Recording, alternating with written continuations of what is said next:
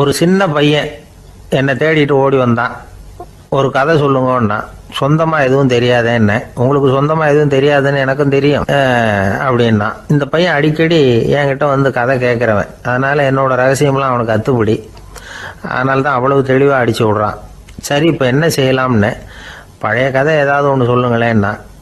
உனக்கு கிருஷ்ணதேவராயரை தெரியுமான்னு. அவர்கிட்ட நேரில் பழக்கம் இல்லை, ஆனால் அவரை பற்றி புஸ்தகத்தில் படிச்சிருக்கேன்னா. சரி, இவங்கிட்ட மேற்கொண்டு பேச்சு கொடுத்தா நம்மளை ஒரு மாதிரி ஆக்கி விடுவான் அப்படிங்கிறத யூகம் பண்ணிட்டு அவனை உட்கார வச்சு கடைசி வரைக்கும் குறுக்க பேசக்கூடாது அப்படின்னு ஒரு கண்டிஷனையும் போட்டுட்டு அந்த கதையை சொன்னேன். ஒரு சமயம் கிருஷ்ணதேவராயர் சமஸ்தானத்துக்கு ஒரு பெரிய வித்வான் வந்து சேர்ந்தாராம். என்னோட போட்டி போடுறதுக்கு இந்த ஊரில் யாராவது இருக்கீங்களா அப்படின்னு சவால் விட்டாராம். அந்த ஊரில் இருந்த பெரிய பெரிய வித்வான்லாம் இது ஏதுனா வம்பா போச்சுன்னு நினைக்க ஆரம்பிச்சிட்டாங்க. யாரும் அந்த ஆளோட போட்டி போடுறதுக்கு தயாராக இல்லை. எல்லாரும் நடுங்கிக்கிட்டு இருக்கிறாங்க. அந்த நேரத்தில் ஒருத்தன் மட்டும் தைரியமாக முன்னுக்கு வந்தான். அது யாருன்னா தெனாலிராமன். அந்த சமஸ்தானத்தில் விகட கவி அவன். என்ன அனுப்புங்க போட்டிக்கு, நான் ஜெயிச்சு காட்டுறேன்னா. உனக்கு அவ்வளவு தைரியம் இருக்குதா அப்படின்னு கேட்டாங்க. தைரியம் மட்டும்தான் என்கிட்ட இருக்குது, ஆனால் தைரியம் இருந்தால் அதிர்ஷ்டம் தேடிட்டு வருங்கிறது எனக்கு தெரியும் அப்படின்னா. அடுத்த நாள் போட்டி ஆரம்பமாச்சு. அந்த பெரிய வித்வான் வந்து நின்னார். தெனாலிராமன் எதிரில் வந்து நின்னான். அந்த வித்வான் ஒரு விரலை காட்டினார். தெனாலிராமன் பதிலுக்கு 2 விரலை காட்டினான். வித்வான் 3 விரலை காட்டினார். இவன் உடனே 4 விரலை காட்டினான். உடனே 5 விரலை காட்டினார் அவர். தெனாலிராமன் உடனே தன்னுடைய கை முஷ்டியை காட்டினான், கையை மூடி காட்டினான். அவ்வளோதான். அந்த பெரிய வித்வான் கிருஷ்ணதேவராயர் காலில் விழுந்தார். நான் தோத்துட்டேன், என் தோல்வியை ஒத்துக்கிறேன் அப்படின்னு சொல்லிவிட்டார்.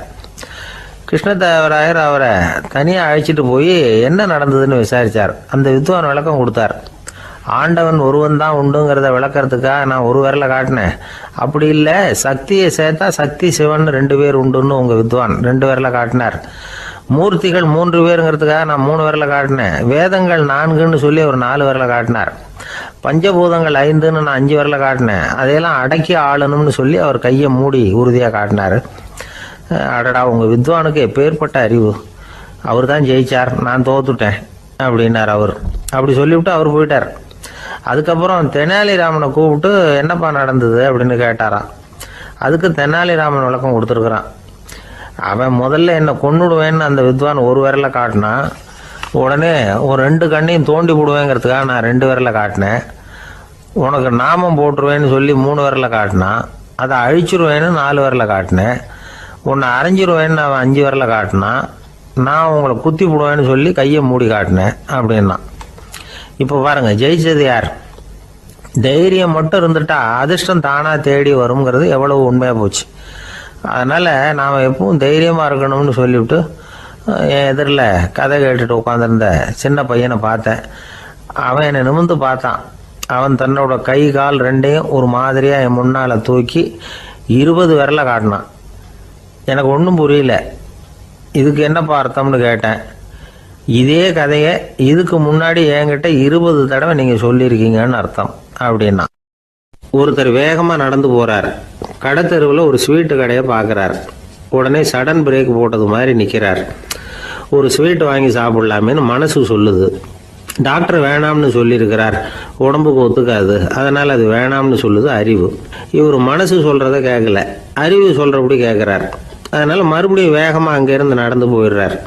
அவர் நல்ல மனுஷன். மனுஷனுக்கு அறிவும் இருக்குது, உணர்ச்சியும் இருக்குது. எதுக்கு எடுத்தாலும் உணர்ச்சி வசப்பட்டுக்கிட்டு இருக்கக்கூடாது, அறிவு வசத்தில் நாம் இருக்கணும். அப்போ தான் நாம் நல்லபடியாக வாழ முடியும். இல்லைன்னா அவஸ்தை தான். மகாபாரதத்தில் சந்தனுன்னு சொல்லி ஒரு அரசன் வர்றான்.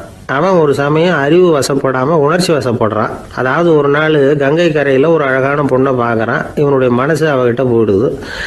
அவளை வந்து கல்யாணம் பண்ணிக்கிறதுக்கு ஆசைப்படுறான். அந்த பொண்ணு சரின்னு சம்மதிக்கிறா. ஆனால் ஒரு நிபந்தனை போடுறா. அந்த நிபந்தனைக்கு சம்மதம்னு சொன்னாதான் உன்னை கல்யாணம் பண்ணிக்குவேன்னு சொல்றா. சரி, அவ போட்ட நிபந்தனை என்ன தெரியுமா? இது மாதிரி, நான் உங்க மனசு புண்படுற மாதிரி எந்த காரியம் பண்ணாலும் நீங்க என்ன ஏன்னு கேட்கக்கூடாது, நான் செய்யற காரியத்தை தடுக்கவும் கூடாது. அப்படி நீங்க செஞ்சா அடுத்த கணமே நான் உங்களை பிரிஞ்சு போயிடுவேன். இதுதான் அந்த பொண்ணு போட்ட நிபந்தனை. சந்தன அரசன் இந்த நிபந்தனையை வந்து ஒத்துக்கலாமா? இதை அறிவுபூர்வமாக யோசிச்சிருந்தா இதுக்கு கட்டுப்பட்டுருக்க மாட்டான். இந்த நிபந்தனைக்கு நான் சம்மதிக்க மாட்டேன்னு தான் சொல்லியிருக்கணும். ஆனால் அவன் அந்த நேரத்தில் உணர்ச்சி வசத்தில் இருந்தான். அதனால் நீ என்ன சொன்னாலும் சரின்னு ஒத்துக்கிட்டான். அப்புறம் கல்யாணம் பண்ணிக்கிட்டான். இதனால என்ன ஆச்சு? 7 பச்சை இளம் குழந்தைகளை பிறந்த உடனே அவள் கங்கையில் தூக்கி எறிஞ்சி கொல்லக்கூடிய கோர காட்சியை இவன் ஒன்று பின்னாடி ஒன்றா பார்க்க வேண்டியதாக போச்சு. கடைசியில் 8வது குழந்தை பிறந்ததுன்னா அவனுடைய அறிவு மேலோங்குது. அந்த கொடிய செயலை தடுத்து நிறுத்துறான். அந்த 8வது குழந்தை தான் பின்னாடி பீஷ்மர் ஆகிறார். ஒரு பக்தி பிரசங்கத்தில் ஒரு பேச்சாளர் இந்த விஷயத்தை சொல்லிவிட்டு இன்னொரு விஷயமும் சொன்னார். அது என்னன்னா, சந்துனு மன்னன் அறிவுக்கும் உணர்ச்சிக்கும் நடுவில் அகப்பட்டு தவிச்சதுனால அவன் வம்சத்தில் வந்த கௌரவர்கள் உணர்ச்சி வசப்பட்டாங்க, பாண்டவர்கள் அறிவு வசப்பட்டாங்க அப்படின்னு சொன்னார். மனுஷனுக்கு உணர்ச்சியை விட அறிவு மேலோங்கி இருக்கணுங்கிறது சரிதான். ஆனால் அந்த அறிவை எப்படி உபயோகப்படுத்துகிறோங்கிறது முக்கியம். ஒருத்தர் சொன்னார், சார் இன்னைக்கு கோயம்புத்தூரில் ஒரு கல்யாணம், அதுக்கு நான் போக முடியலேன்னு நினைக்கும் பொழுது மனசுக்கு ரொம்ப வருத்தமாக இருக்குது சார் அப்படின்னார். ரொம்ப உணர்ச்சி வசப்பட்டார். அதுக்காக கவலைப்படாதீங்க சார், ஒரு வாழ்த்து தந்தி கொடுத்துருங்களேன் அப்படின்னார் இன்னொருத்தர். அது எப்படி சார் முடியும்னார் அவர். நான் தானே சார் கல்யாண மாப்பிள்ளை அப்படிங்கிறார் அந்த ஆள். ஒரு நண்பர் வந்தார். ரொம்பவும் இறுக்கமாக உடை அணிஞ்சிருந்தார். அதாவது ஆடைக்குள்ளே அவர் மாட்டிக்கிட்டு இருந்தது மாதிரி தெரிஞ்சது. ஏன் துணி குறைச்சலாக எடுத்துட்டிங்களா அப்படின்னு கேட்டோம். இல்லைங்க, எனக்கு எப்போவுமே இறுக்கமாக உடை அணிகிறது தான் பிடிக்கும் அப்படின்னார். ஒருத்தர் எப்படி உடை அணிகிறார் அப்படிங்கிறத வச்சு அந்த ஆள் எப்படிப்பட்டவர் அப்படிங்கிறத கண்டுபிடிச்சிடலாம். உடை அணிகிற விதம் ஒருத்தருடைய மனநிலையை வெளிப்படுத்துதான். இப்போ இறுக்கமான உடை அணிகிறவங்க பொதுவாக மன நிம்மதி இல்லாதவங்களாக இருப்பாங்களாம், கோபக்காரங்களாக இருப்பாங்களாம். ரொம்ப தொலைதொலைப்பாக ஆடை அணிகிறவங்க இருக்கிறாங்கல்ல, அவங்கெல்லாம் அமைதியான ஆளாக இருப்பாங்களாம், சாந்தமாக இருப்பாங்களாம். இவங்கெல்லாம் போராடுறதுக்கு சரியாக வரமாட்டாங்களாம். இப்படி ஒரு கணிப்பு இருக்குது. அதனால தான் போர் வீரர்களுக்கெல்லாம் இறுக்கமான உடையை தான் கொடுக்கறது வழக்கம். ஆனால் சன்னியாசிகளை பாருங்கள், அவங்களுக்கெல்லாம் ரொம்ப தொலை உடைகள் தான். அவங்கெல்லாம் டைட் பேண்ட் போட்டுக்கிட்டு நிற்க மாட்டாங்க சன்னியாசிகள்லாம். அதே மாதிரி சன்னியாசிகள்லாம் காவி உடைய தேர்ந்தெடுக்கிறதுக்கும் காரணம் உண்டு. பல ஆண்டுகள் சோதனை செஞ்சு பார்த்துட்டு தான் சன்னியாசத்துக்கு காவி தான் சரி அப்படின்னு முடிவு பண்ணியிருக்கிறாங்க. இப்போ பௌதீக விஞ்ஞானப்படியும் அதுதான் சரி. அதாவது சூரிய ஒளியில் 7 வண்ணங்கள் உண்டு.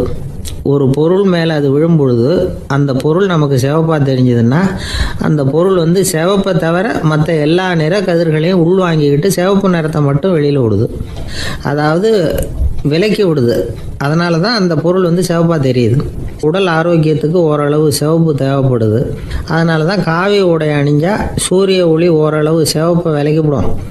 அதாவது சிவப்பின் பலனும் கிடைக்கும், இந்த சிவப்பின் கெடுதலும் இல்லை அப்படின்னு யோசனை பண்ணாங்க. காவி உதய வேளையின் நிறம். கீழ் வானத்தில் கதிர் உதிக்கிற வேளையில் முதல் ஒளி தோன்றுகிற நேரத்தில் காவி நிறம் தான் கசியும். தியானம் செய்கிறப்போ முதல்ல காணக்கூடிய ஒளி காவி நிறம்தான். தியானத்தின் உச்ச நிலையின் நிறம் நீலம். தியானம் காவி நிறத்தில் ஆரம்பமாகி நீல நிறத்தில் நிறைவடைகிறது அப்படிங்கிறார் ஓஷோ. நீலம் தியான சிகரம், காவி தியான ஆரம்ப குறியீடு, ஒரு சன்னியாசியின் ஆரம்ப தரிசனம் அப்படிங்கிறார் அவர்.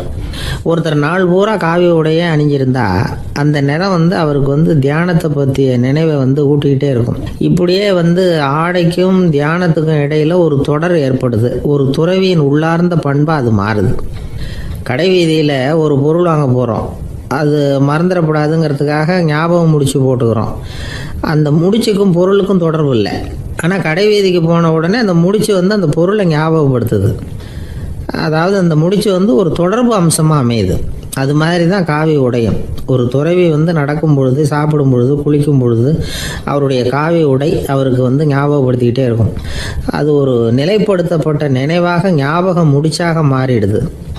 காவி ஆடை இல்லைன்னா ஒருத்தரால் துறவியாக முடியாதுன்னு அர்த்தம் இல்லை. அதே நேரத்தில் காவி ஆடையால் ஒன்றும் பிரயோஜனம் இல்லை, அதில் ஒன்றும் அர்த்தம் இல்லை அப்படின்னு சொல்லிட முடியாது. இதுதான் உண்மை. இவ்வளவு தூரம் காவி ஆடையை பற்றி சொல்கிறதுனால எல்லாரும் சன்னியாசியாக போயிடுங்கோ அப்படின்னு நாம் சொல்கிறதாக யாரும் நினச்சிடக்கூடாது. மனசுக்கும் நிறத்துக்கும் உள்ள சம்பந்தத்தை தெரிஞ்சுக்கிறதுக்காக தான் இவ்வளவும். நமக்கு தெரிஞ்ச நண்பர் ஒருத்தர் இருக்கிறார், ஆஃபீஸில் வேலை பார்க்குறவர். ஒவ்வொரு மாதமும் 20ஆம் தேதிக்கு பிறகு அவரை போய் பார்த்தீங்கன்னா காவி உடை அணிஞ்சிக்கிட்டு, கண்ணை மூடிக்கிட்டு, கை ரெண்டையும் விரித்து வச்சுக்கிட்டு தியானத்திலேயே உட்காந்துருப்பார். ஏன் இப்படி பண்ணுறீங்கன்னு கேட்டேன். அதாவது 20ஆம் தேதிக்கு பிறகு என் கையில் ஒரு பைசா கூட கிடையாது, ஒரு சன்னியாசி லெவலில் இருக்கிறேன், என்கிட்ட எதுவும் செலவுக்கு கேட்காத அப்படின்னு என் மனைவிக்கு நான் சூக்காக உணர்த்துறதுக்காக அப்படி உட்காந்துருப்பேன் அப்படின்னு விளக்கம் கொடுக்குறார் அவர். ஒரு சராசரி மனிதனுடைய இயல்பு என்ன? இன்பம் வந்தால் துள்ளி குதிப்பான், துன்பம் வந்தால் சோர்ந்து போய் ஒரு மூலையில் உட்காந்துருவான். இவன் தான் சராசரி மனிதன். ஆனால் ஒருத்தன் இன்பம் வந்தால் அதுக்காக மகிழ்ச்சி அடையிறதில்ல, துன்பம் வந்தால் அதுக்காக சோர்ந்து போகிறதில்ல அப்படின்னு வச்சுக்கோங்க. அப்படி இருந்தால் அவன் சாதாரண ஆள் கிடையாது. ஒரு ஊரில் ஒரு ஞானி இருந்தார். அவரை தேடிட்டு ஒரு பெரியவர் வந்தார். ஐயா, ஞானத்தில் சிறந்த ஞானம் எது அப்படின்னு கேட்டாராம். இதுக்கு அந்த ஞானி என்ன பதில் சொன்னார் தெரியுமா?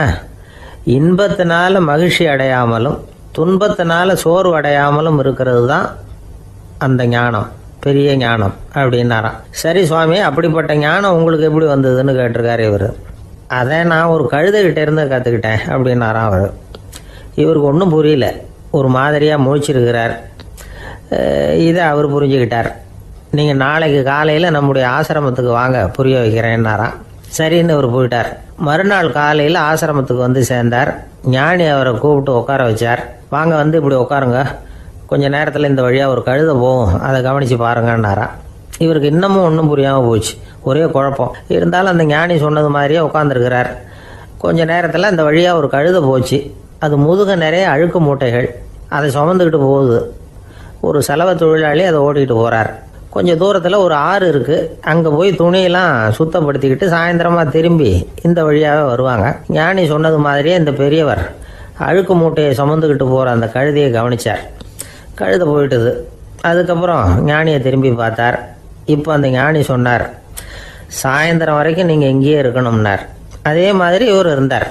சாயந்தரமாக அந்த ஞானி சொன்னார், ஐயா, இப்போ கொஞ்ச நேரத்தில் அந்த கழுதை இந்த வழியாக திரும்பி வரும், அதையும் கவனித்து பாருங்கன்னார்.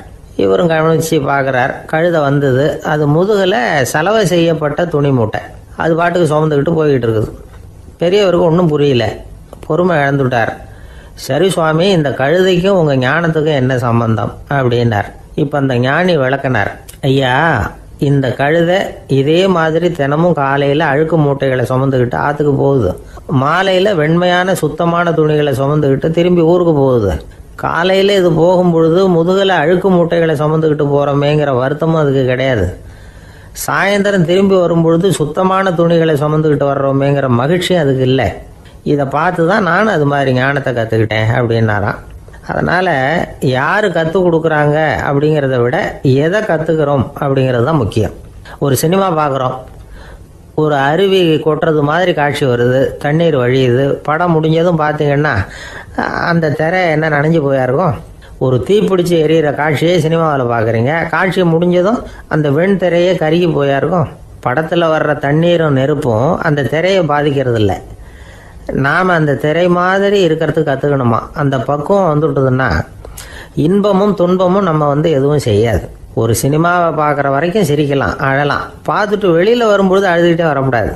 ஒருத்தர் வந்தார், அப்படி படம் முடிஞ்சு வெளியில் வரும்பொழுது அருவி மாதிரி கண்ணீர் சிந்திக்கிட்டே வரார். ஏன் சார், படம் அவ்வளவு சோகமா அப்படின்னு கேட்டார். இன்னொருத்தர், இல்லை சார், கூட்டம் ரொம்ப குறைச்சல் சார், மொத்தம் படம் பார்க்க வந்தவங்களே 15 பேர் தான் சார் அப்படின்னார் கண்ணீரை தொடச்சிக்கிட்டே. அதுக்கு நீங்கள் ஏன் சார் அழறீங்கன்னு கேட்டார் அவர். இந்த படத்தோட தயாரிப்பாளரே நான் தான் சார் அப்படின்னாரா இவர். ஒரு நீதிமன்றம், அங்கே ஒரு கொலை வழக்கு சம்பந்தமாக விசாரணை நடந்துக்கிட்டு இருக்குது. அந்த வழக்கறிஞர் ரொம்ப தீவிரமாக வாதாடிக்கிட்டு இருக்கிறார். தன்னுடைய கட்சிக்காரர் நிரபராதிங்கிறது அவருக்கு நல்லா தெரியும்.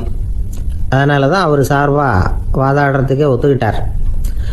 அப்படி அவர் மும்முரமாக வாதாடிக்கிட்டு இருக்கிற சமயத்தில் அவசரமாக தந்தி ஒன்று வந்து சேர்ந்தது. அதை வாங்கி படித்து பார்த்தார். அதுக்கப்புறம் அதை மடித்து தன்னுடைய கோட்டு பையில் வச்சுக்கிட்டு தொடர்ந்து வாதாட ஆரம்பிச்சிட்டார். பேசி முடித்தார்.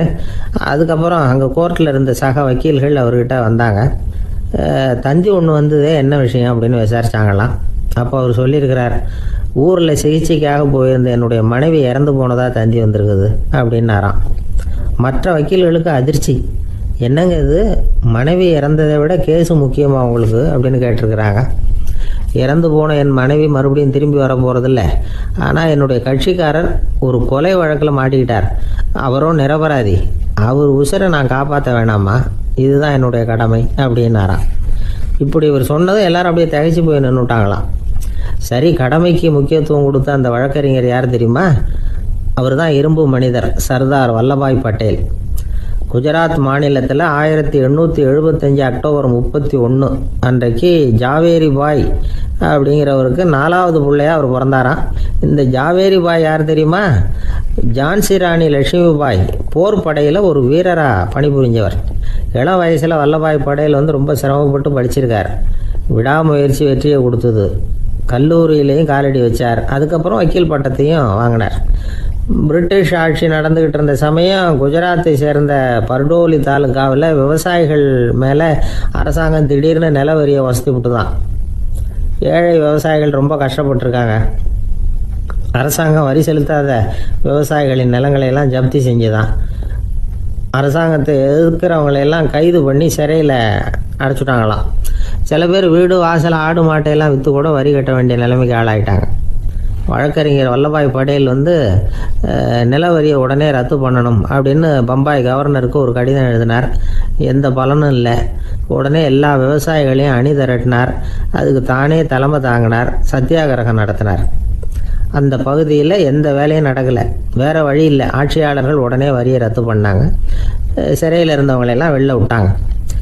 1928 ஆகஸ்ட் 6 சர்க்காருக்கும் விவசாயிகளுக்கும் இடையில் ஒரு உடன்பாடு ஏற்பட்டது. அதுக்கப்புறம் தான் நிலைமை சரியாக போச்சான். வல்லபாய் பட்டேலின் பொது சேவையை பாராட்டின பொதுமக்கள் அவருக்கு சர்தார் அப்படிங்கிற பட்டத்தை கொடுத்தாங்களாம். சர்தார்னா தலைவர் அல்லது தளபதின்னு அர்த்தம்.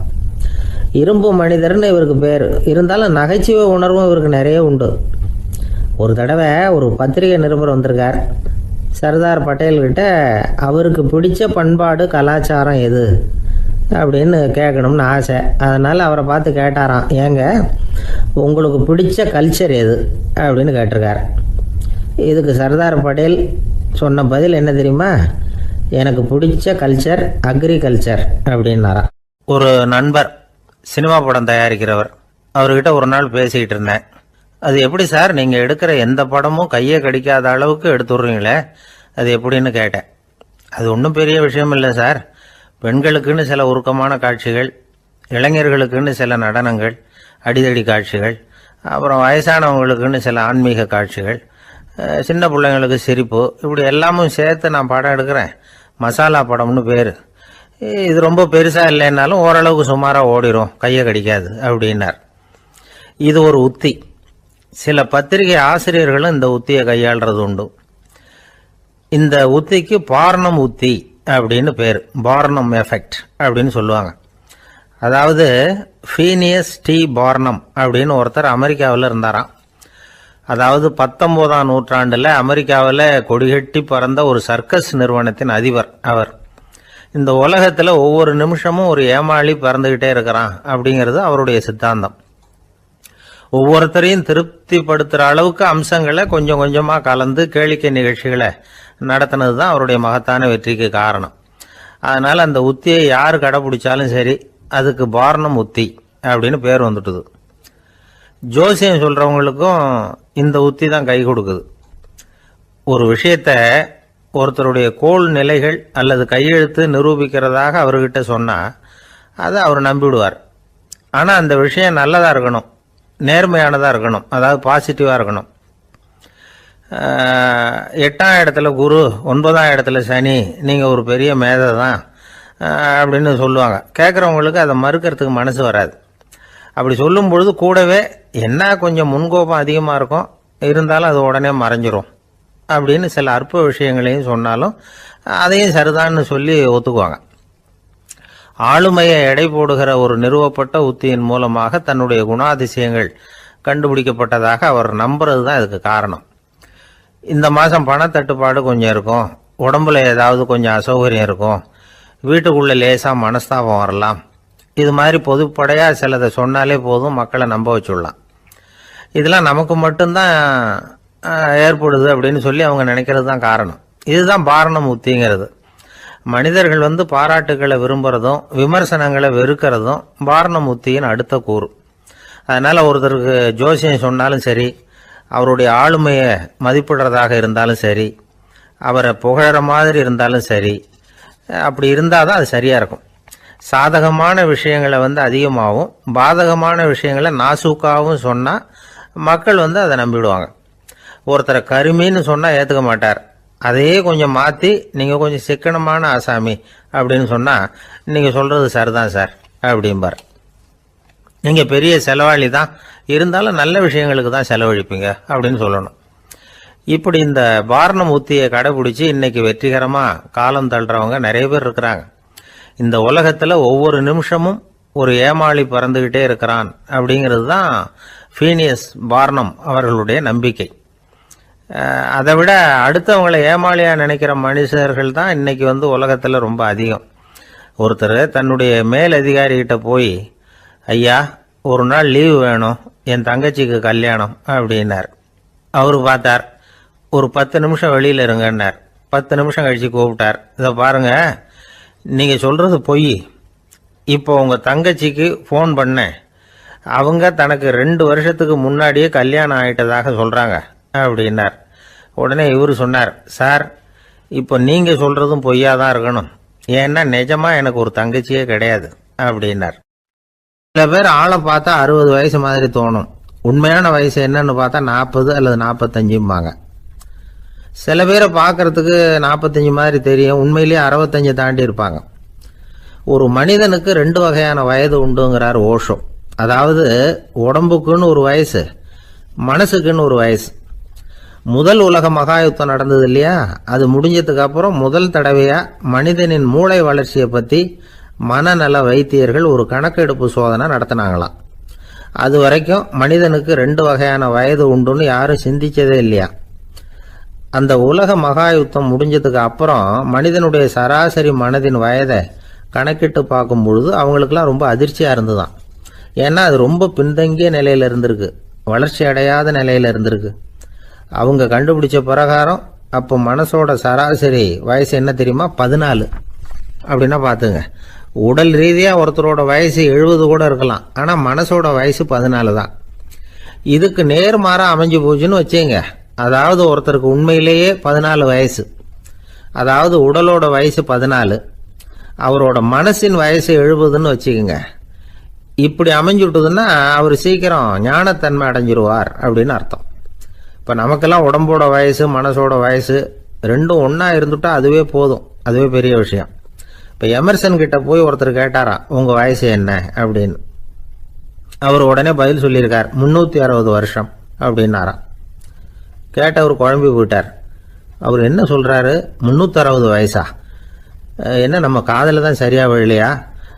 எமர்சன் எப்பவும் உண்மையை பேசுகிற ஒரு சிறந்த அறிவாளி, அவர் இப்படிலாம் பொய் சொல்ல மாட்டாரே அப்படின்னு ஒரு யோசனை பண்ணிக்கிட்டே இவர் மறுபடியும் அவர் கிட்ட போனாராம்.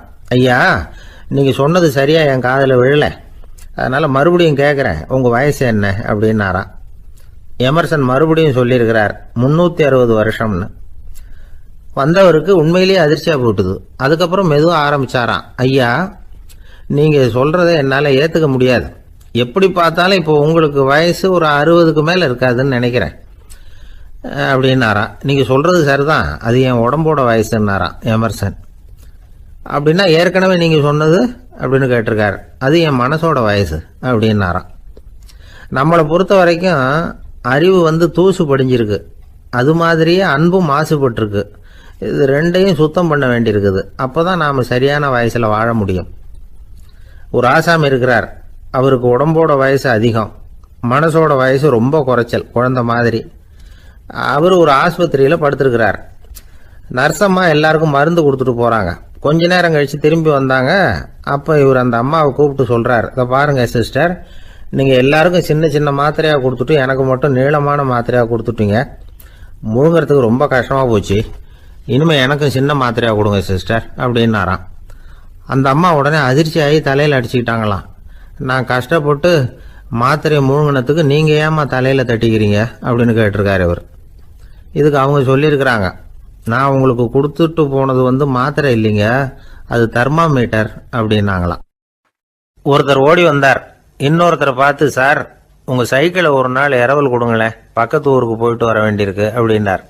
இவர் சைக்கிளை கொடுத்து பத்திரமா கொண்டுட்டு போங்கன்னார்.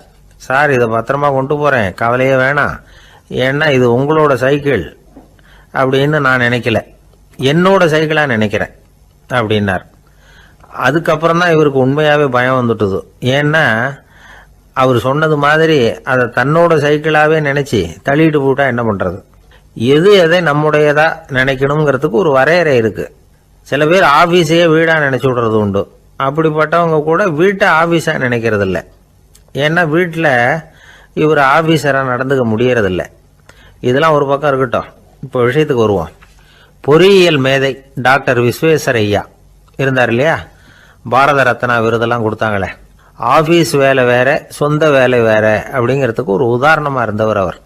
மைசூர் மகாராஜா கிட்ட திவானா இருந்தார். அவர் ஒரு நாள் அரசாங்க வேலை காரணமாக வெளியூர் போயிருந்தார்.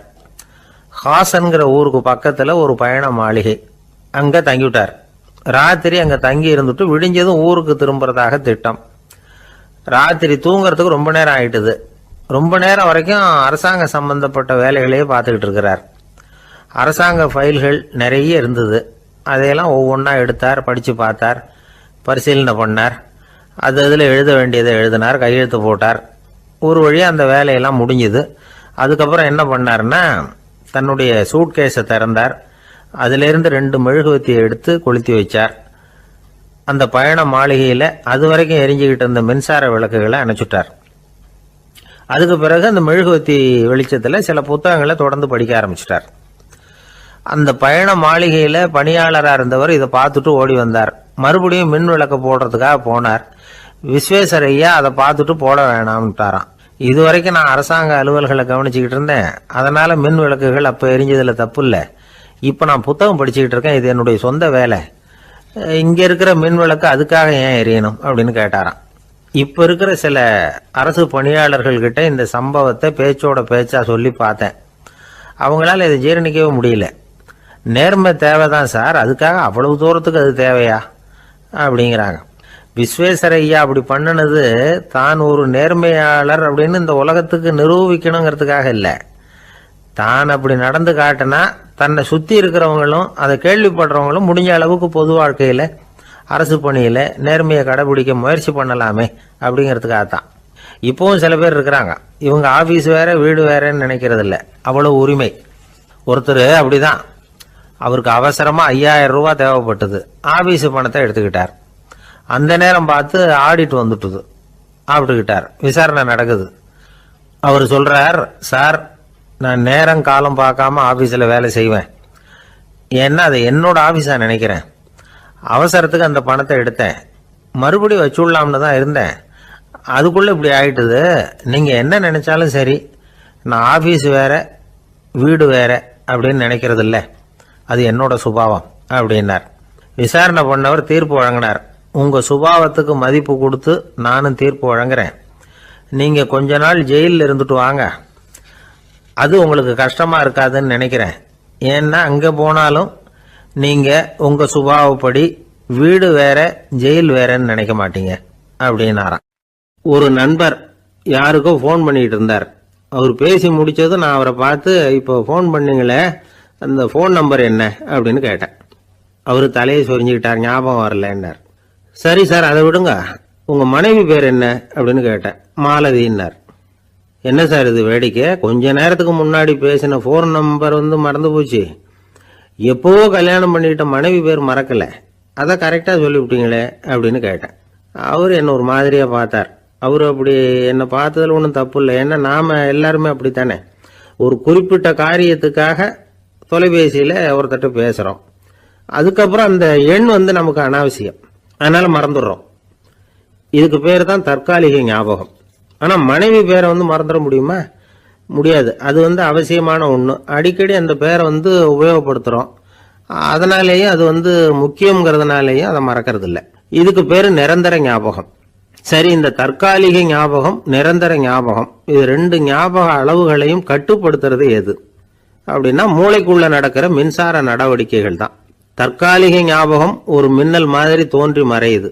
நிரந்தர ஞாபகம் ஒரு படிவம் போல மூளையில படிஞ்சுடுது. ஒரு சம்பவத்தின் பல பிரதிகள் மூளையில பல்வேறு பகுதிகளிலேயும் படியறதுனால ஒன்று மறைஞ்சாலும் மறந்தாலும் இன்னொன்று மறையறதில்லை. இப்படிப்பட்ட நிலைமையில தான் இந்த தொண்டையில இருக்கு வாயில் வரமாட்டேங்குது சார் அப்படிமா. ஒருத்தருக்கு எந்த துறையில ஆர்வமும் ஈடுபாடும் அதிகமோ அது சம்பந்தமான ஞாபக சக்தி அதிகமா இருக்கும். தொழிலை விரும்புகிற ஒரு டெலிபோன் ஆபரேட்டருக்கு எண்கள்லாம் நல்ல ஞாபகம் இருக்கும். அது மாதிரி கவிஞர்களுக்கு வார்த்தைகள் நல்ல ஞாபகத்தில் இருக்கும். இது ஒரு பக்கம் இருந்தாலும் ஒரு மூளை எண்களை விட எழுத்துக்களை விட படங்களை ரொம்ப சுலபமா ஞாபகத்தில் வச்சுக்குது. புரிஞ்சுக்கிற தன்மை, அனுபவம், புத்தி கூர்மை இது கூடி குறையிறத பொறுத்து ஞாபக சக்தியும் ஏறும் இறங்கும்.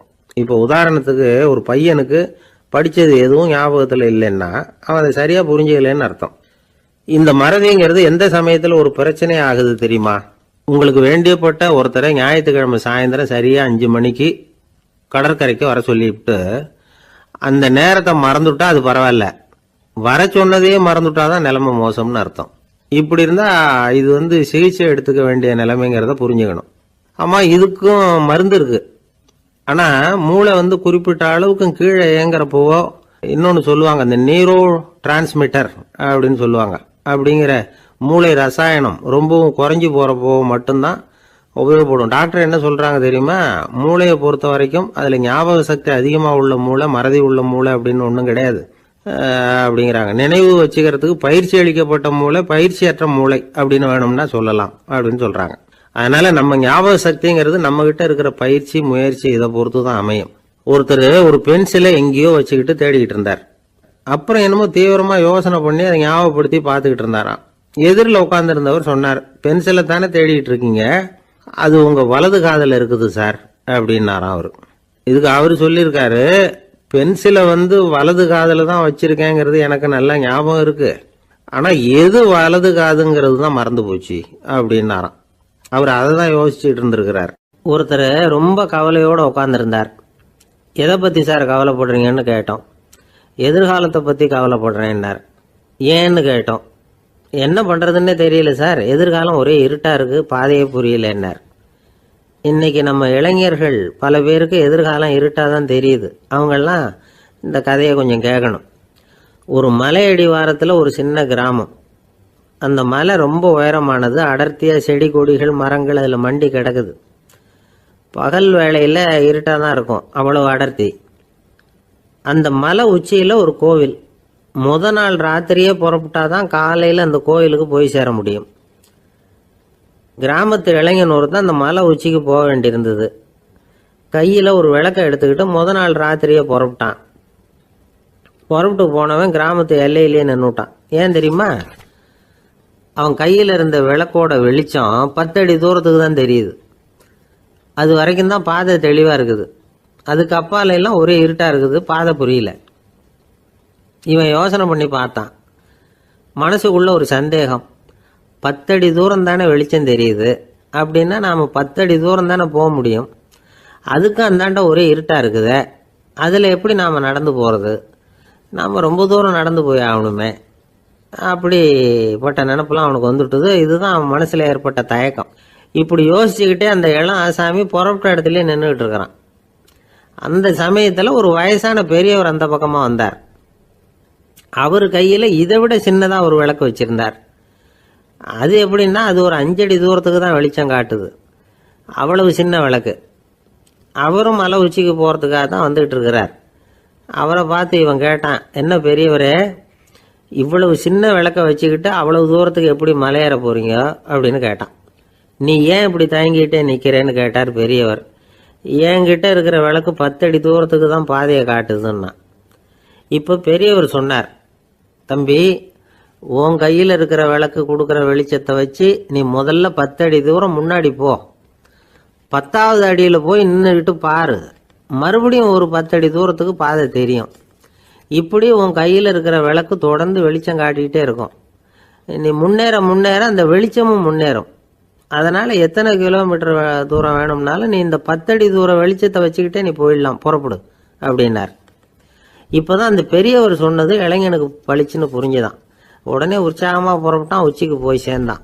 இந்த கதையிலேருந்து நாம் புரிஞ்சுக்க வேண்டியது என்ன தெரியுமா? நீண்ட கால திட்டம் ஒன்று போடும் பொழுது நமக்கு முன்னாடி இருக்கிறத மறந்துட்டு மனசை போட்டு குழப்பிக்க கூடாது.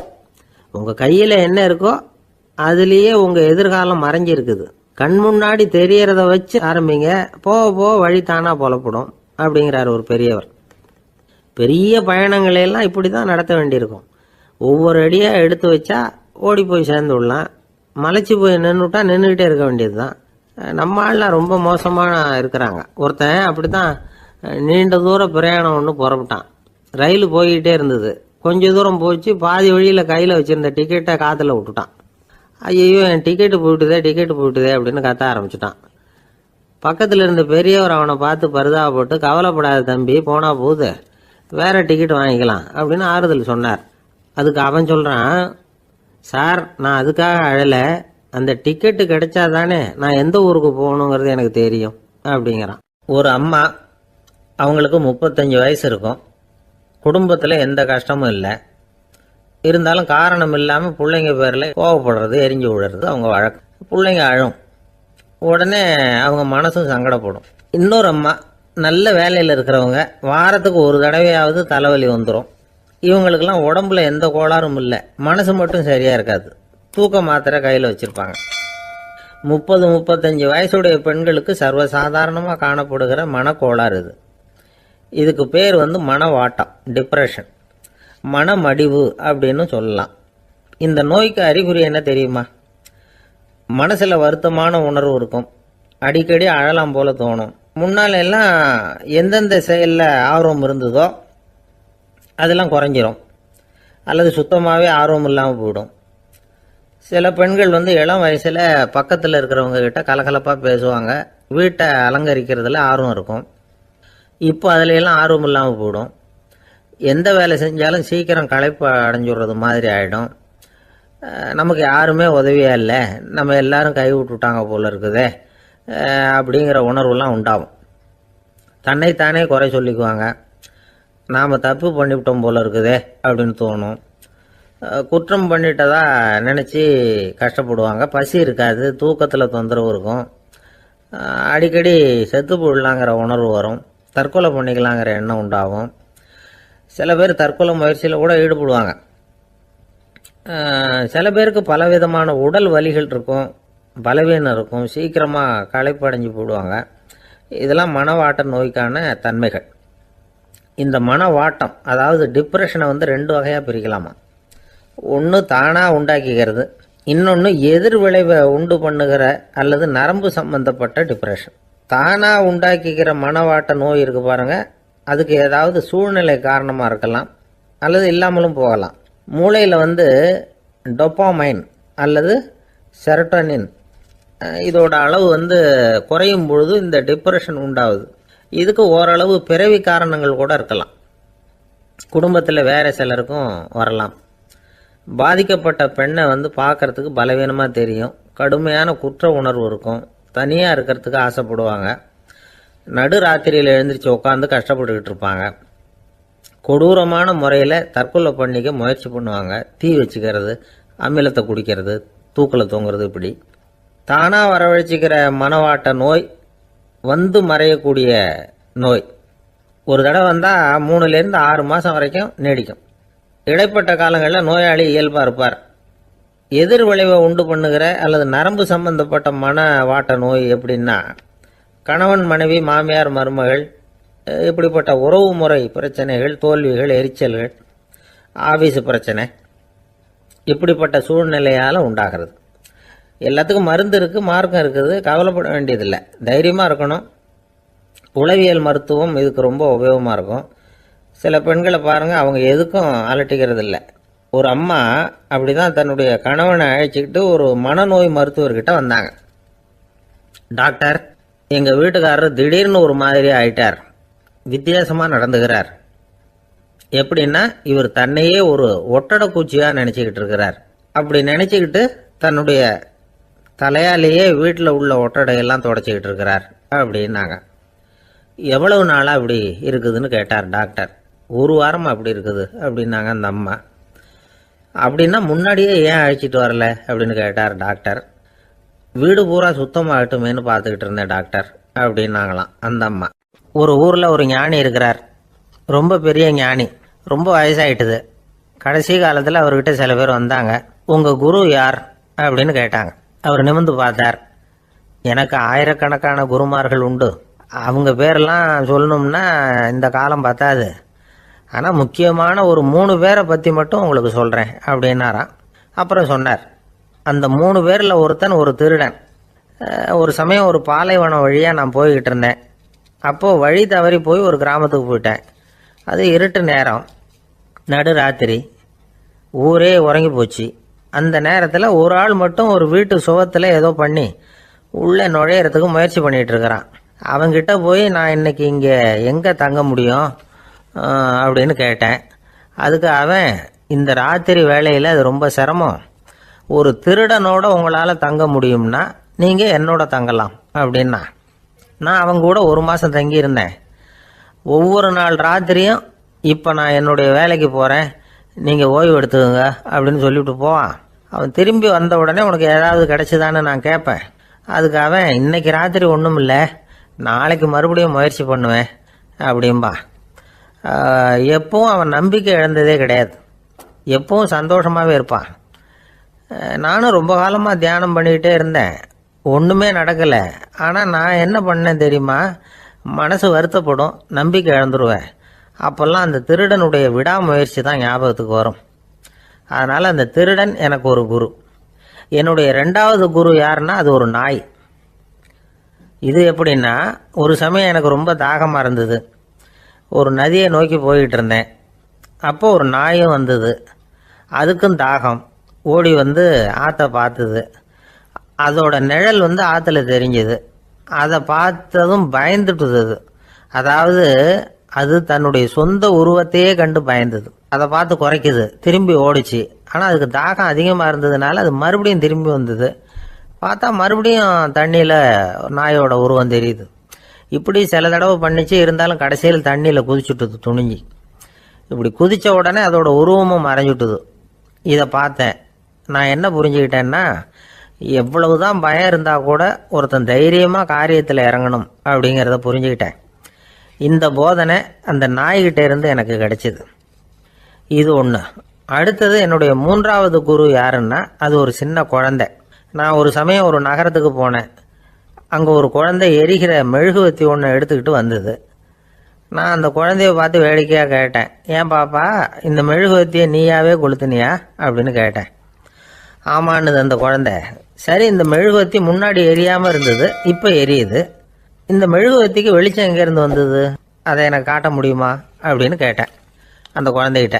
இதுக்கு அந்த குழந்தை சிரிச்சுக்கிட்டு அந்த மெழுகுவத்தியை ஊதி அணைச்சுட்டுது. அதுக்கப்புறம் என்னை பார்த்து கேட்டுது, இப்போ இந்த மெழுகுவத்தியின் வெளிச்சம் போனதை பார்த்தீங்க இல்லையா, அது எங்கே போச்சுன்னு எனக்கு சொல்லுங்க அப்படின்னுது. அந்த குழந்தை இப்படி கேட்டதும் என்கிட்ட இருந்த ஆணவம் அழிஞ்சுட்டுது. நான் படித்ததெல்லாம் அந்த வினாடியில் சுக்கு நூறாக போயிட்டுது. என்னுடைய முட்டாள்தனத்தை நான் உணர்ந்தேன் அப்படின்னு இவ்வளவும் அந்த ஞானி விவரமாக சொன்னாராம். அதனால் நாம் இன்னார்கிட்ட இருந்து தான் இதை கற்றுக்கணுங்கிறது இல்லை, யாருக்கிட்ட இருந்தும் எதையும் கற்றுக்கலாம். நம்மால் ஒருத்தன் ஒரு நாய் வளர்த்துக்கிட்டு இருந்தான். அந்த நாய்க்கு வால் கிடையாது, யாரோ ஏற்கனவே வெட்டி எடுத்துட்டாங்க. இந்த நாய் தான் சார் எனக்கு குரு, அதுகிட்டே இருந்து கூட நான் பாடம் கற்றுக்கிட்டு இருக்கிறேன் அப்படின்னா. அப்படி என்ன கற்றுக்கிட்டேன் இந்த வால் இல்லாத நாய்கிட்டே இருந்து அப்படின்னு கேட்டோம். நாம் யாருக்கிட்டையும் வாலாட்டக்கூடாது அப்படிங்கிற பாடத்தை அதுகிட்டே இருந்து தான் நான் கற்றுக்கிட்டேன் அப்படின்னா. இந்த உலகத்தில் எவ்வளவோ உயிரினங்கள் இருக்குது, ஒவ்வொன்றும் ஒவ்வொரு விதமாக சண்டை போடுது. இப்போ 2 மாடு சண்டை போட்டுக்குதுன்னு வச்சுங்க, என்ன பண்ணும், 2 முட்டிக்கும். அதுக்கு சண்டை போடுறதுக்கு ஆயுதமாக உபயோகப்படுறது அதோட கொம்பு. 2 சேவல் சண்டை போட்டுக்குதுன்னு வச்சுங்க, அதுக்கு ஆயுதமாக உபயோகப்படுறது அதோட கால் நகம். காலால் தான் அது ஒன்றோட ஒன்று சண்டை போட்டுக்கும். ஆனால் 2 மனுஷன் சண்டை போட்டுக்கிறான்னு வச்சுங்க, இவன் இன்னதை தான் ஆயுதமாக உபயோகப்படுத்துவான்னு குறிப்பிட்டு சொல்ல முடியாது. கல்லை எடுப்பான், கத்தி எடுப்பான், துப்பாக்கி எடுப்பான், என்ன வேணாலும் பண்ணுவான். வாயால் திட்டுவான், கையால் அடிப்பான், காலால் உதைப்பான், சகலகலாக வல்லவன்.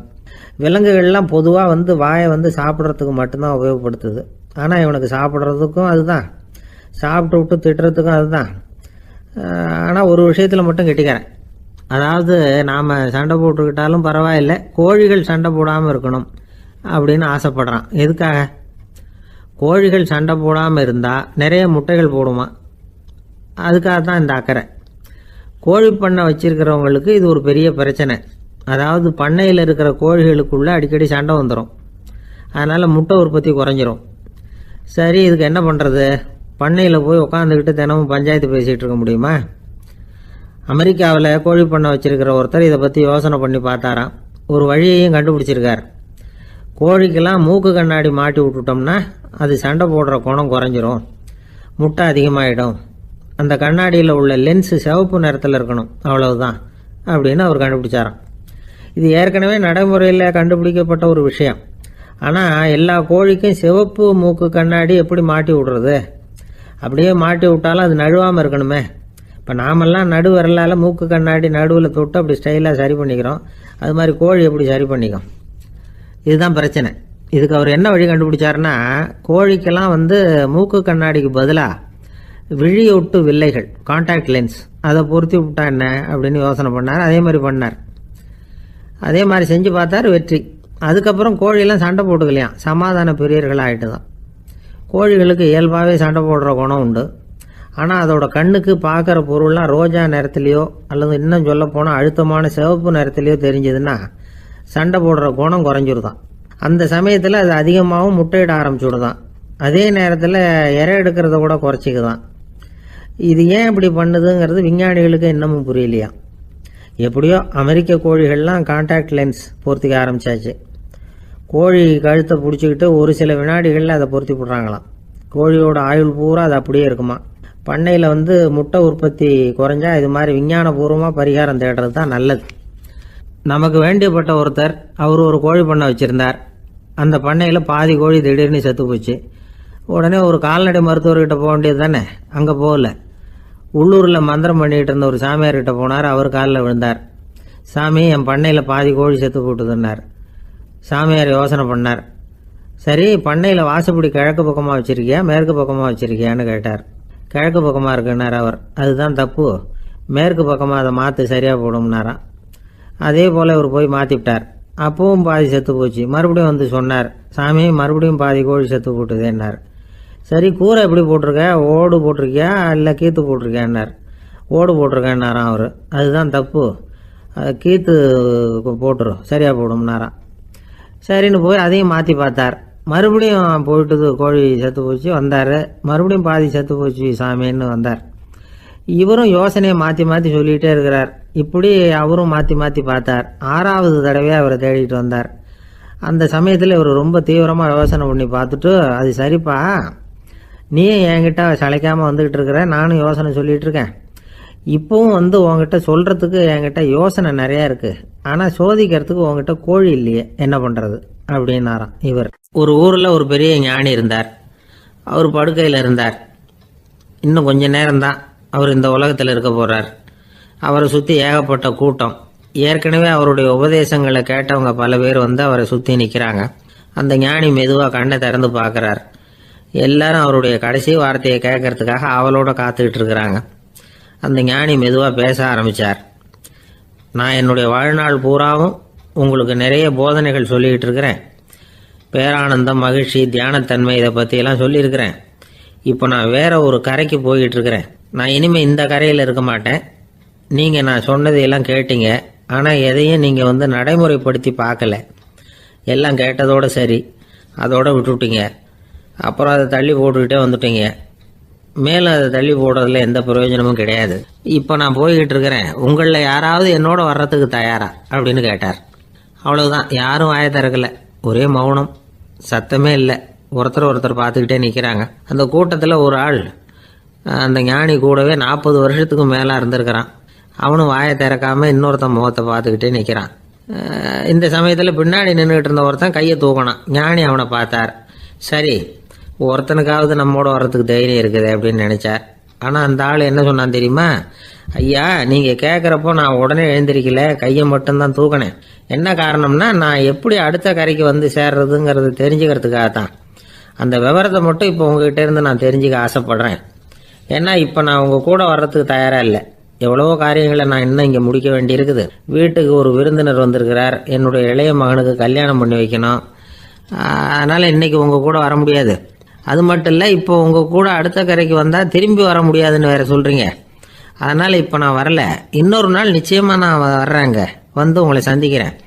அதனால் இப்போ நீங்கள் இன்னொரு தடவை எங்களுக்கு விளக்கமாக சொல்லணும். ஏற்கனவே பல தடவை சொல்லியிருக்கிறீங்க. தயவு பண்ணி இப்போ ஒரு தடவை சொன்னீங்கன்னா சௌரியமாக இருக்கும்.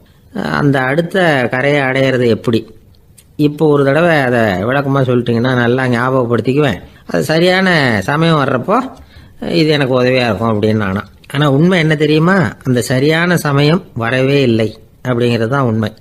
இப்படி அந்த கதை முடியும். இந்த கதை அந்த ஒரு ஆளுக்கு மட்டும் இல்லை, கிட்டத்தட்ட எல்லாருக்குமே அது பொருந்தும் அப்படிங்கிறாங்க விவரம் தெரிஞ்சவங்க. எல்லாருமே அந்த சரியான தருணத்துக்காக தான் காத்துக்கிட்டு இருக்கிறாங்களாம். அதுக்காக ஜோசியம் பார்க்குறாங்க, கைரேகை பார்க்குறாங்க, நாளைக்கு என்ன நடக்குங்கிற ஆவலில் எல்லாரும் காத்துக்கிட்டு இருக்கிறாங்க. ஆனால் அந்த ஒரு நாள் ஒருபோதும் வரப்போகிறதில்ல. நீங்கள் தள்ளி போடுறதுக்காக பல அர்த்தமில்லாத காரணங்களை தேடுறீங்க அப்படிங்கிறார் ஒரு ஞானி. காத்திருக்கிறதுலேயே நம்ம காலம் ஓடி போயிடுது. ஏன்னா இன்னைக்கு நாம் சிந்திக்கிறது நாளைக்கு நாம் சிந்திக்கிறது இல்லை. ஒவ்வொரு நாளும் ஒவ்வொரு மாதிரி போயிடுது. நாளைக்கு மறுநாளை பற்றியே சிந்திக்கிறோம். இப்படியே அது பாட்டுக்கு போயிடும். கரையை தொட்டு பார்க்குறது எப்போ, இதுதான் கேள்வி. நமக்கு வேண்டியப்பட்ட ஒருத்தர் ஒரு ரயில்வே பிளாட்ஃபாரத்தில் நின்றுட்டு இருக்கிறார். அங்கே இருக்கிறவங்க கிட்ட கேட்குறாராம், விசாரிக்கிறார், ஏங்க கிழக்க போகிற ரயில் போயிட்டுதுங்களான்னாராம். போயிட்டுதுன்னு இருக்கிறாங்க. கொஞ்ச நேரம் கழிச்சு ஏங்க மேற்க போகிற ரயில் போயிட்டுதுங்களான்னு கேட்டிருக்காரு. போயிட்டுதுங்களான் இருக்காங்க. அப்புறம் கொஞ்ச நேரம் கழிச்சு மறுபடியும் ஏங்க 10:30 மணி வண்டி போயிட்டுதான்னு கேட்டிருக்காரு. தொடர்ந்து காலையிலேருந்து சாயந்தரம் வரைக்கும் இப்படி ஒரே இடத்துல நின்றுட்டு கேட்டுக்கிட்டே இருக்கிறார். இதை பார்த்துக்கிட்டு இருந்த ஒருத்தர் அவர்கிட்ட ஏங்க நீங்கள் எங்கே போகணும் அப்படின்னு கேட்டாராம். இவர் மெதுவாக சொன்னாராம், இந்த ரயில்வே லைனை தாண்டி அந்த பக்கம் போகணும் அப்படின்னாராம். ஆஃபீஸில் வேலை பார்க்குற ஒருத்தர் வந்தார். பேசாமல் ஒரு 10 நாள் லீவு போட்டுடலாமா பார்க்குறேன் அப்படின்னார். ஏன்னு கேட்டோம். என்னுடைய மேலதிகாரி ஒரு முசுடு சார், அவர்கிட்ட வேலை பார்க்குறது ரொம்ப கஷ்டமாக இருக்குது அப்படின்னார். ஆஃபீஸில் வேலை பார்க்குறவங்கெல்லாம் ஒரு விஷயத்தை நல்லா ஞாபகத்தில் வச்சுக்கணும். மேலதிகாரிங்கிறவர் ஒரு பெரிய மகான் இல்லை, அவரும் ஒரு மானிட பிறவி தான். சராசரி மனுஷனுக்குள்ள பலம் பலவீனம் ரெண்டும் அவருக்கும் உண்டு. அதனால் அவரை கொஞ்சம் அனுசரித்து போகிறதுக்கு பழகிறது தான் நல்லது. மேலதிகாரிகளில் பல வகை உண்டு. அதில் முக்கியமாக 3 வகை. அதில் ஒரு வகை எப்படி தெரியுமா, உங்களை ஒரு வேலை செய்கிற மெஷினாக மட்டுமே நினைக்கக்கூடிய வகை. இவங்கெல்லாம் எப்படின்னா, எங்கேயாவது வெளியூர் போயிருந்தா கூட அங்கேருந்து ஃபோன் பண்ணுவாங்க, அந்த வேலை என்னாச்சு, இந்த வேலை என்னாச்சு அப்படின்னு. இவங்களுக்கெல்லாம் உங்கள் நலனை பற்றியோ உங்கள் குடும்பத்தை பற்றியோ அக்கறை இருக்காது. நீங்கள் சொல்கிற யோசனை எதுவும் இவங்ககிட்ட எடுபடாது. கொடுத்த வேலையை பாரு, நீ எனக்கு புத்தி சொல்ல வேணாம் அப்படிம்பாங்க. இவங்களை அனுசரித்து போகிறதுக்கு ஒரே வழி, இவங்க எதை சொன்னாலும் சரின்னு சொல்லிவிட்டு வேலையை கவனிக்க வேண்டியது தான். இவங்ககிட்ட வேற எந்த கேள்வியும் கேட்டுக்கிட்டு இருக்கக்கூடாது. ஆமாம் சாமி போடுறது கௌரவ குறைச்சல் இல்லை, அது ஒரு அலுவலக சௌகரியம், அவ்வளவுதான்.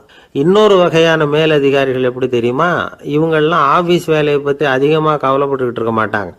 தங்களுடைய சொந்த இமேஜ் பாதிக்கப்படக்கூடாதுங்கிறதுலையே கவனமாக இருப்பாங்க. இவங்கெல்லாம் அடிக்கடி உங்கள் நலனை விசாரிப்பாங்க. அதே மாதிரி நீங்களும் அவரை விசாரிக்கணும்னு எதிர்பார்ப்பாங்க. இந்த ரக அதிகாரிகளுக்கெல்லாம் புது வருட வாழ்த்து அனுப்பலாம், பிறந்தநாள் வாழ்த்து அனுப்பலாம். அவருக்கு எங்கேயாவது ஒரு பாராட்டு விழா நடந்தால் முதல் வரிசையில் போய் உட்காந்து உங்கள் முகத்தை காட்டலாம். ஆஃபீஸ் வேலையை மட்டுமே பார்க்குற பணியாளர்கள் இது மாதிரி அதிகாரிகள்கிட்ட நல்ல பேர் வாங்க முடியாது. இன்னொரு வகையான மேலதிகாரிகள் உண்டு. அவங்க எப்படின்னா, ஆஃபீஸ் வேலையை பற்றியும் கவலைப்பட மாட்டாங்க, தனக்கு கீழே வேலை பார்க்குறவங்கள பற்றியும் கவலைப்பட மாட்டாங்க. எக்காரணம் கொண்டும் தன்னுடைய பொசிஷனுக்கு ஆபத்து வந்துடக்கூடாதுன்னே நினைக்கக்கூடியவங்க இவங்க. இவங்களால கடுமையான வேலை செய்யவும் முடியாது, தீர்மானிக்கவும் முடியாது. எந்த முடிவையும் எடுக்காமல் அப்படியே தள்ளி போட்டுக்கிட்டே போடுவாங்க எல்லாத்தையும். இதனால் என்ன ஆகும்னா, இவருக்கு கீழே வேலை பார்க்குற உங்களுக்கு பொறுப்பு அதிகமாகிடும். இவங்ககிட்ட போய் பிரச்சனையை மட்டும் சொல்லி பிரயோஜனம் இல்லை, அதுக்கான முடிவுகளை நீங்களே சொல்லணும். அப்போ தான் இது மாதிரி அதிகாரிகள்கிட்ட நல்ல பேர் வாங்கலாம். அட்லீஸ்ட் கெட்ட பேர் வாங்காமலாவது காலம் தள்ளலாம். ஆஃபீஸில் வேலை பார்க்குறவங்க முக்கியமாக சில விஷயங்களை ஞாபகத்தில் வச்சுக்கணும். ஆஃபீஸில் நடக்கிற நல்லது கெட்டது எதுவாக இருந்தாலும் உடனடியாக மேலதிகாரிகிட்ட தெரிவிக்கிறது நல்லது. 3வது மனிதர் மூலமாக அதை அவர் தெரிஞ்சுக்கிறது அவ்வளவு நல்லதில்லை. எந்த மேலதிகாரியுமே தான் இந்த சர்பாஸ் செய்யப்படுறத விரும்புறதில்லை. அதனால் அவருக்கு தெரியாமல் மேலிடத்துக்கு மணி எழுதி போடக்கூடாது. அப்படி எழுதி போடுறவங்க சில பேர் இருக்கிறாங்க. நீங்களும் உங்கள் மேலதிகாரியும் தொழில் ரீதியாக ஒரே படிப்பு படித்தவராக இருக்கலாம். அப்படி இருந்ததுன்னா அட்ஜஸ்ட் பண்ணி போகிறது கொஞ்சம் கஷ்டம்தான். இதை மனசில் வச்சுக்கிட்டு நடந்துக்கணும். உங்களுக்கும் அவருக்கும் அபிப்பிராய பேதமா, அது அவருக்கும் உங்களுக்கும் உள்ள தனிப்பட்ட பிரச்சனை, அதை விளம்பரப்படுத்திக்கிட்டு இருக்கக்கூடாது. அது அவருடைய கோபத்தை கிளறும். உங்கள் மேலதிகாரி உங்கள் கூட படித்தவராக இருக்கலாம், அதுக்காக அவரை எல்லாருக்கும் முன்னாடி கிச்சாமி எப்படா இருக்க அப்படின்லாம் கேட்டுக்கிட்டு இருக்கக்கூடாது. பொதுவாக யாரும் அதை விரும்புறதில்லை. இவ்வளவையும் உங்கள் மனசில் வச்சுக்கிட்டு கொஞ்சம் சாமர்த்தியமாக நடந்துக்கிட்டீங்கன்னா ஆஃபீஸ் உங்களுக்கு அவஸ்தையாக இருக்காது, ஆனந்தமாக இருக்கும். ஒரு மேலதிகாரி தன்கிட்ட வேலை பார்க்குற ஒருத்தரை பற்றி ரொம்ப பெருமையாக சொன்னாராம். எங்கள் ஆஃபீஸில் எவ்வளவோ பேர் வேலை பார்க்குறாங்க, எல்லாரும் தினமும் ஏதாவது பிரச்சனைகளை சொல்லிகிட்டு இருப்பாங்க. ஆனால் இவர் ஒருத்தர் மட்டும்தான் இது வரைக்கும் என்கிட்ட எந்த பிரச்சனையும் சொன்னதே இல்லை. அவர் பாட்டுக்கு வருவார், வேலை பார்ப்பார், போயிடுவார் அப்படின்னாராம். நான் உடனே அவ்வளவு பெருமைக்குரிய அந்த ஊழியரை பார்த்து கேட்டேன், ஏன்பா உன்னுடைய மேலதிகாரிகிட்ட நீ எந்த பிரச்சனையும் கொண்டுகிட்டு போகிறதே இல்லையாமே அப்படின்னு கேட்டேன். அதுக்கு அவர் சொல்கிறாரு, ஆமாங்க, அது ஏன்னா அவரால் எந்த பிரச்சனையுமே தீர்க்க முடியாதுங்கிறது எனக்கு நல்லா தெரியும், அதனால் அப்படி செய்கிறேன், வேற ஒன்றும் இல்லை அப்படின்னார் ரொம்ப பொறுமையாக. ஒரே ஒரு ஊர், அந்த ஊருக்கு பேர் கொடையாளிப்பட்டி. அந்த பேருக்கு தகுந்த மாதிரி தான் அந்த ஊர் மக்களும். யார் என்ன கேட்டாலும் இல்லைன்னு சொல்லாமல் கொடுப்பாங்க. கொடையாளிகள் நிறைந்த ஊர். இனாமா மட்டும் இல்லை, கடனாகவும் பணம் கொடுப்பாங்க. யாருக்காவது அவசரமாக பணம் தேவைப்பட்டதுன்னு வச்சுக்கோங்க, அந்த ஊருக்கு போய் வாங்கிக்கலாம். பத்திரம் தேவையில்லை, சாட்சி தேவையில்லை, ஜாமீன் தேவையில்லை, எந்த உத்தரவாதமும் கேட்காம பணம் கொடுத்துருவாங்க. நம்மளால் ஒருத்தனுக்கு பணம் தேவைப்பட்டது, சொந்த பந்தமெல்லாம் கேட்டு பார்த்தா யாரும் கொடுக்குற வழியாக தெரியல. எல்லாரும் அவங்கவுங்க சௌரியத்தை பார்க்குறவங்க, அடுத்தவங்க சௌரியத்தை பற்றி கவலைப்படாதவங்க. இவன் எல்லாரையும் கேட்டு பார்த்துட்டு சோர்ந்து போய் உக்காந்துட்டான். அந்த நேரம் தான் கொடையாளிப்பட்டியை பற்றி கேள்விப்பட்டான். அப்படி ஒரு ஊர் இருக்கிறது தெரிஞ்சதும் அந்த ஊருக்கு வழி கேட்டுக்கிட்டு ஒரு நாள் புறப்பட்டு போனான். வயல்காட்டு வழியாக போக வேண்டியிருந்தது. மெதுவாக நடந்து ஊர் எல்லைக்கு வந்துட்டான். ரெண்டு பக்கமும் விவசாய வேலைகள் மும்முரமாக நடந்துக்கிட்டு இருக்குது. ஏர் உழுதுகிட்டு இருக்கிறாங்க. அப்போ அங்கே ஒரு ஆளை பாம்பு கடிச்சுட்டுது. பக்கத்தில் வேலை செஞ்சுக்கிட்டு இருந்தவங்க ஓடி வந்தாங்க. அவசரமாக செய்ய வேண்டிய முதல் உதவியெல்லாம் செஞ்சு பார்த்தாங்க, பலன் இல்லை. அந்த ஆள் செத்து போட்டான். அவன் செத்து விட்டான்னு தெரிஞ்சதும் அவனை தூக்கி வரப்பு மேலே போட்டுட்டு எல்லாரும் அவங்கவுங்க வேலையை கவனிக்க ஆரம்பிச்சிட்டாங்க. அங்கே ஒரு ஆள் இவனை பார்த்து சொன்னான், ஐயா, நீங்கள் போகிற வழியில் இவன் சொந்தக்காரன், இவனுக்கு சோறு கொண்டுகிட்டு வருவான், இவன் இங்கே செத்து விட்டான்னு அவங்ககிட்ட சொல்லிவிடுங்க அப்படின்னா. இவனுக்கு ரொம்ப ஆச்சரியம். என்னடா இது, பாம்பு கடிச்சுட்டுதுன்னதும் பதறி அடிச்சுக்கிட்டு ஓடி வந்தாங்க, செத்து விட்டான்னதும் பேசாமல் தூக்கி போட்டுட்டு போயிட்டாங்க அப்படின்னு நினச்சிக்கிட்டே நடந்து போகிறான். எதிரில் சோறு கொண்டுக்கிட்டு ஒரு ஆள் வந்தான். இவன் விவரத்தை சொன்னான். அங்கே உங்கள் சொந்தக்காரன் பாம்பு கடிச்சு செத்து போட்டான் அப்படின்னா. அவன் கொஞ்ச நேரம் அமைதியாக நின்னான். அதுக்கப்புறமா அங்கேயே வரப்பில் உட்காந்து கொண்டுகிட்டு வந்த சோத்தை தானே சாப்பிட்டு முடித்தான். பேசாமல் எழுந்திரிச்சு திரும்பி போயிட்டான். கொஞ்சம் கூட பதறல, அழலை. இப்படியும் ஒரு ஊரா அப்படின்னு நினச்சி ஆச்சரியப்பட்டுக்கிட்டே இவன் ஊருக்குள்ளே போனான். ஒரு பெரிய மனுஷனை பார்த்து பணம் கேட்டான். அவரும் இவனோட பேரையும் ஊரையும் மட்டும் விசாரிச்சுக்கிட்டு தேவையான பணத்தை கொடுத்துட்டார். பணத்தை வாங்கிட்ட பிறகு தன்னுடைய மனசை அரிச்சிக்கிட்டு இருந்த அந்த விஷயத்தை பற்றி கேட்டான். ஐயா, வழியில் ஒருத்தன் செத்துட்டான், அவனை அப்படியே தூக்கி வரப்பில் போட்டுட்டு எல்லாரும் வயல்வெளி வேலைகளை பார்த்துக்கிட்டு இருக்கிறாங்களே அப்படின்னா. இதுக்கு அந்த பெரியவர் சொன்னார், ஆமாம், அப்படி தான் செய்வோம், வேலை முடிஞ்சு வீட்டுக்கு திரும்புகிறப்போ அவனை தூக்கிட்டு வந்து அடக்கம் பண்ணிடுவோம் அப்படின்னார். ரொம்ப ஆச்சரியமாக இருக்கே அப்படின்னா. ஏன் உங்கள் ஊரில் யாராவது செத்துட்டா என்ன பண்ணுவீங்க அப்படின்னு கேட்டார். என்ன இப்படி கேட்குறீங்க, எங்கள் ஊரில் எல்லாம் பணத்தை தூக்க விட மாட்டாங்க, ஒப்பாரி வைப்பாங்க, கட்டி புரண்டு அழுது புலம்பி தீர்த்துருவாங்க அப்படின்னா. இவன் பெரியவர் பார்த்தார். அவங்ககிட்ட கொடுத்த பணத்தை லபக்குன்னு பறிச்சுக்கிட்டார். திருப்பி வாங்கிட்டார். இவன் பதறி போய் நிற்கிறான். அவர் சொன்னார், பணத்தையே விட மாட்டேன்னு கட்டுப்பிடிச்சி அழுதா நான் கொடுத்த பணத்தை மட்டும் எப்படி திருப்பி கொடுக்க போகிறேன், போயிட்டு வா அப்படின்னு விரட்டி விட்டாராம். இந்த கதையை நண்பர் ஒருத்தர் சொன்னார். கதை வேடிக்கையாக தெரிஞ்சால் கூட இதில் கருத்து உண்டு. பணம் பிணம் இது ரெண்டையுமே விடுறதுக்கு அவ்வளவு சுலபமாக மனம் வர்றதில்லை. இந்த ரெண்டு விஷயங்கள்லேயும் அறிவார்ந்த செயல்பாடு தேவை. ஒரு பேருந்து மரத்தில் மோதி விட்டுது. எல்லாரும் அடிபட்டு முனைகிட்டு கிடக்கிறாங்க. டிரைவர், கண்டக்டர் இவங்களுக்கும் அடி, அவங்களும் ஒரு பக்கம் கிடக்கிறாங்க. ஒரு மூலையில் கிடக்கிற ஒருத்தன் மெதுவாக முக்கி முனகி கண்டக்டர்னு சத்தம் போடுறான். கண்டக்டர் மெதுவாக நகர்ந்து அவங்ககிட்ட போய் என்னன்னு விசாரிக்கிறார்.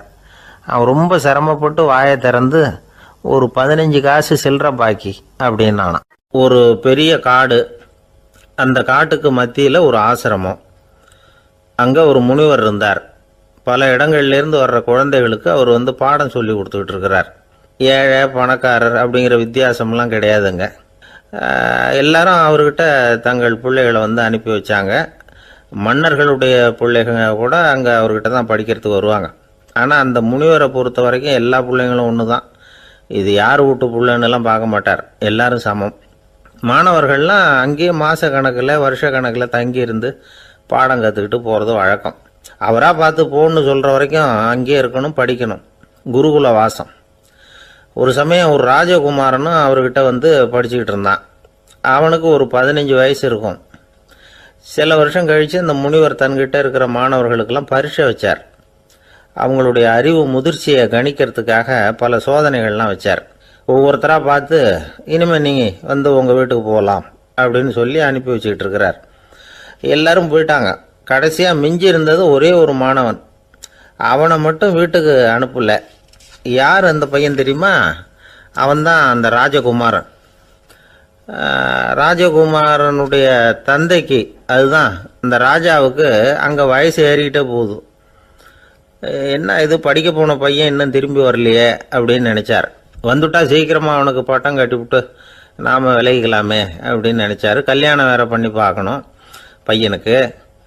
ஆனால் பையன் வர்ற வழியை காணும். ராஜா பார்த்தார். சரி, நேர்லேயே போய் என்னன்னு தெரிஞ்சுட்டு வந்துடுவோம் அப்படின்னு காட்டுக்கு புறப்பட்டார். அங்கே போய் முனிவரை பார்த்தார். முனிவர் வந்து இவரை அன்பாக வரவேற்று உட்கார வச்சார். அதுக்கப்புறம் ராஜா மெதுவா, எல்லாரையும் வீட்டுக்கு அனுப்பி வச்சுட்டிங்களாமே, ஏன் பிள்ளைய மட்டும் அப்படின்னு சொல்லி மெதுவாக இழுத்தார். முனிவர் வந்து இதுக்கு உடனே பதில் சொல்லலை.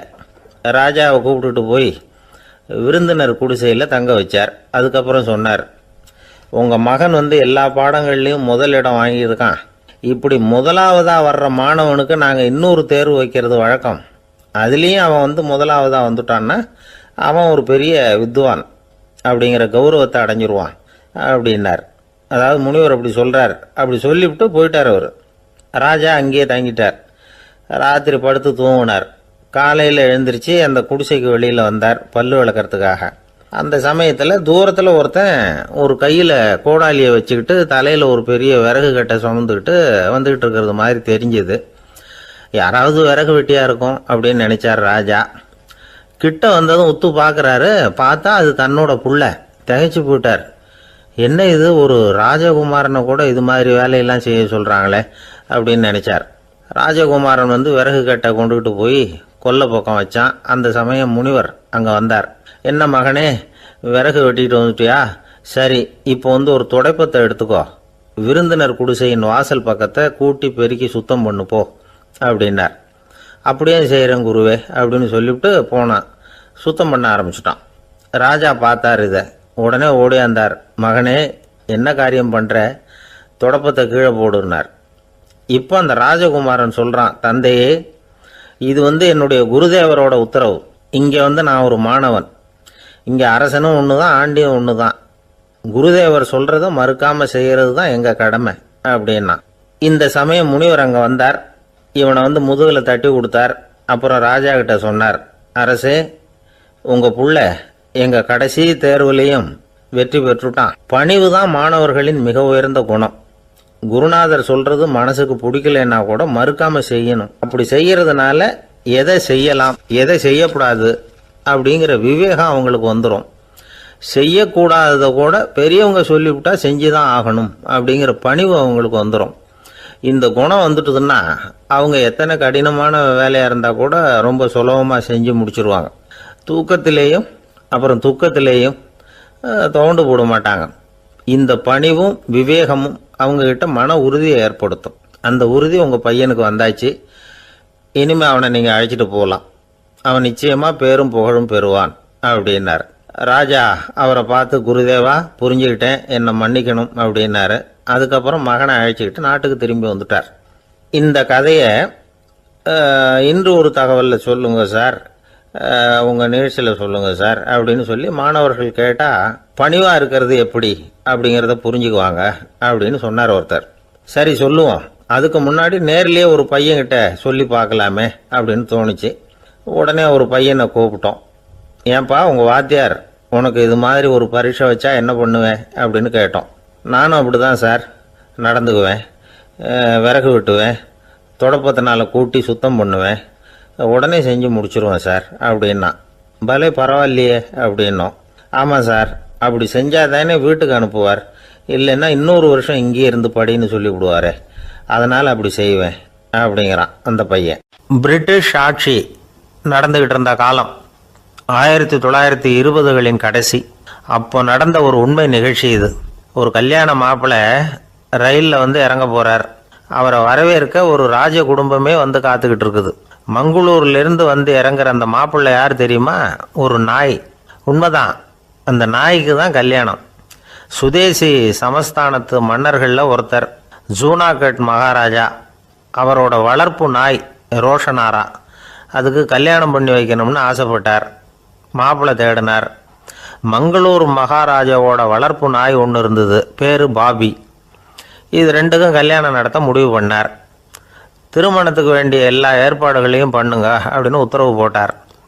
ஆயிரக்கணக்கான அழைப்புதழ்கள், பல சமஸ்தான மன்னர்கள், ஜமீன்தார்கள், பிரிட்டிஷ் அதிகாரிகள், பெரிய பணக்காரங்க, இப்படி நிறைய பேருக்கு அழைப்புதழ்கள் அனுப்பி வச்சாங்க. பத்திரிகையை பார்த்தவங்கெல்லாம் திகைச்சு போயிட்டாங்களாம். இருந்தாலும் என்ன பண்ணுறது, ராஜாவே அழைக்கிறார், போகாமல் இருக்க முடியுமா? அந்த சமயத்தில் நாட்டின் கவர்னர் ஜெனரலாக இருந்தவர் வந்து இர்வின் பிரபு. அவருக்கும் ஒரு பத்திரிகை போயிருக்குது. வாங்கி பார்த்ததும் அவருக்கு பயங்கர எரிச்சல். உடனே குப்பை தொட்டியில் போட்டுவிட்டாராம். மாட்சிமை தங்கிய பிரிட்டன் சக்கரவர்த்தியின் பிரதிநிதியான தன்னை கேவலம் ஒரு நாயின் திருமணத்துக்காக அழைக்கிறதா அப்படின்னு அவருக்கு ஆத்திரம். இருந்தாலும் கல்யாணம் பிரமாதமாக நடந்துதான். கல்யாணத்தன்னைக்கு பொண்ணுக்கு ஸ்பெஷல் குளியல், தண்ணீருக்கு பதிலாக வாசனை திரவியங்கள், பன்னீர், குளித்ததுக்கு அப்புறம் அலங்காரம், வைர மாலை, முத்து மாலை, ஏகப்பட்ட அலங்காரம். மாப்பிள்ளையை அழைக்கிறதுக்கு ரயில்வே ஸ்டேஷனில் ராஜ குடும்பமே காத்துக்கிட்டு இருக்குது. அவங்களோட வளர்ப்பு நாய்கள் 250. அத்தனை நாய்களுக்கும் பட்டு துணி போத்தி இருக்குது. முத்து வடங்கள் அணிவிச்சிருக்கிறாங்க. எல்லாம் ராஜ நாய்கள். அதுகளையும் வீதியில் நடக்க விடலையாம். அதுகளை சுமந்துக்கிட்டு போக அலங்கரிக்கப்பட்ட யானைகள் காத்துக்கிட்டு இருக்குதான். மாப்பிள்ளைக்கு வரவேற்பு எப்படி தெரியுமா? அது நடந்து வர்ற பாதை பூரா ரத்தன கம்பளம் விரிச்சிருக்குது. 2 பக்கமும் ராஜாங்க அதிகாரிகள் கைகட்டி நிற்கிறாங்க. அரசு படை வீரர்கள் அணிவகுப்பு மரியாதை செலுத்துகிறாங்க. அந்த நாய் ராஜ மரியாதையோடு நடந்து வருது. நகையெல்லாம் போட்டுக்கிட்டு வருது. திருமண மண்டபத்துக்கு வந்து சேருது. அங்கே கல்யாணம் அமோகமாக நடக்குது. இந்த திருமணத்தை முன்னிட்டு அந்த ஜூனாகட் சமஸ்தானத்துக்கு 3 நாள் விடுமுறை வேறு. கல்யாணத்துக்கு வந்திருந்தவங்களுக்கெல்லாம் ஏக தடபுடலாக விருந்து, நாட்டியம் எல்லாம் பிரமாதமாக நடந்து தான். இந்த கல்யாணத்தில் கலந்துக்க வந்திருந்த மற்ற சமஸ்தானத்து மன்னர்கள், தீவான்கள், அரச குடும்பத்தினர், இப்படி அவங்க 700 பேராம். அவங்க வந்து போகிறதுக்காக விசேஷ ரயில்கள்லாம் வேற விட்டுருக்காங்க. கல்யாணம் முடிஞ்சதும் அந்த நாய் தம்பதிகளோட பெரிய பெரிய மன்னர்கள்லாம் ஒன்றா உட்காந்து சாப்பிட்டாங்களாம். ஏர் கண்டிஷன் அறையில் அந்த தம்பதிகள் கொஞ்ச காலம் வாழ்ந்துருக்கிறாங்க. கொஞ்ச நாளில் மாப்பிள்ளைக்கு மரியாதை குறைய ஆரம்பிச்சுட்டுது. வெளியில் துரத்தி விட்டாங்களாம். அந்த பெண் நாய் மட்டும் ராஜ போகங்களை அனுபவித்து வந்து தான். இந்த கல்யாணத்தை பார்த்துட்டு தொடர்ந்து மற்ற சமஸ்தானத்து மன்னர்களும் நாய் திருமணங்கள் நடத்த ஆரம்பிச்சுட்டாங்களாம். இது உண்மையில் நடந்திருக்குது. இப்படி அது இருக்கட்டும். இப்போ நம்ம கதைக்கு வருவோம். ஒரு ராஜாவுக்கு ரொம்ப நாள் கழித்து ஒரு குழந்தை பிறந்து தான். அரண்மனை ஜோசியரை கூப்பிட்டுருக்கார் ராஜா. ஜோசியரே, என் மகன் வருங்காலத்தில் சிறந்த வாள் வீரனாக வரணும்னு ஆசைப்படுறேன், வருவானாங்கிறத கொஞ்சம் பார்த்து சொல்லுங்களேன் அப்படின்னாராம். ஜோசியர் சொன்னார், மன்னா, உங்கள் புள்ள வாள் வீரனாக வர்றது கஷ்டம். ஆனால் அவரும் உங்களை மாதிரியே நாய்க்குட்டிகள் பேரில் பிரியமாக இருப்பார். அதுகளுக்கு கல்யாணமும் பண்ணி வைப்பார் அப்படின்னாராம். அது எப்படி கண்டுபிடிச்சிங்க அப்படின்னு கேட்டிருக்கார் ராஜா. அரசே, உங்கள் பிள்ளைக்கு வாள் மேலே உள்ள பிரியத்தை காட்டிலும் நாய் மேலே உள்ள பிரியம் அதிகங்கிறதுக்கான அறிகுறி இப்போவே தெரியுது. நல்லா கவனித்து பாருங்கள். அவர் வாழ்னு கத்துறாரு அப்படின்னாரு. கவனித்து பார்த்துட்டு அப்படி எனக்கு காதில் விழலையே அப்படின்னாராம் மன்னர். அதனால தான் சொன்னேன், அவர் கத்துறது வாழ்னு கத்தலை, வள்ளுன்னு கத்திக்கிட்டு இருக்கார், அதனால தான் அப்படி சொன்னேன் அப்படின்னாராம் அரண்மனை ஜோசியர். உங்கள் பையன் எப்படி சார் இருக்கான் அப்படின்னு விசாரித்தார் ஒருத்தர். அவன் என்ன சார், எதை சொன்னாலும் காதில் வாங்க மாட்டேங்கிறான், அவன் பாட்டுக்கு போகிறான் வர்றான் அப்படின்னு சொல்லி அழுத்துக்கிட்டார் அப்பா. பெரியவங்க சொல்கிறத சின்ன பிள்ளைங்க கேட்கறது இல்லைங்கிறது ஒரு குறை. பெரியவங்க சொல்கிறது சின்ன பிள்ளைங்க காதலையே விழறது இல்லைங்கிறது ஒரு குறை. இது கொஞ்சம் சீரியஸான விஷயம், கவனித்து பார்க்கணும். ஒரு குழந்தைக்கு காது சரியாக கேட்குதா இல்லையா அப்படிங்கிறத நாம தான் கவனித்து பார்த்து கண்டுபிடிக்கணும். அதுவாக நம்மக்கிட்ட தவழ்ந்து வந்து, அப்பா எனக்கு காது கேட்கல, அழைச்சிட்டு போங்க டாக்டர்கிட்ட அப்படின்னுலாம் சொல்லிக்கிட்டு இருக்காது. அது சரி, ஒரு குழந்தைக்கு காது சரிவர கேட்குதா இல்லையா அப்படிங்கிறத முன்கூட்டியே நாம் தெரிஞ்சுக்கிறது எப்படி? அதுக்கு சில வழி இருக்குது. உங்கள் குழந்தைய கொஞ்சம் அப்படியே கவனித்து பாருங்கள். அடிக்கடி ஜலதோஷம், காதில் அரிப்பு ஏற்படுதா, மூக்கு விரிவாகவும் அப்புறம் டான்சில், அடினாய்டு, சத அழற்சி இது மாதிரி ஏதாவது இருக்கா, வாயிலிருந்து எச்சில் ஒழுகுதா, குழந்தை வாயினால் சுவாசிக்குதா, பற்கள் முன்னாடி தள்ளி வளருதா, இதெல்லாம் அதுக்கு அறிகுறி. அப்புறம் இந்த VBDF TH இப்படி இந்த ஒலிகள் சேர்ந்த வார்த்தைகளை குழந்தை சரியாக புரிஞ்சுக்காது. இப்போ உதாரணத்துக்கு பட்டுன்னு சொல்லு குழந்தை அப்படின்னீங்கன்னா அது கட்டுன்னு சொல்லும். அதாவது பட்டு சவுண்டை அதால் புரிஞ்சிக்க முடியல.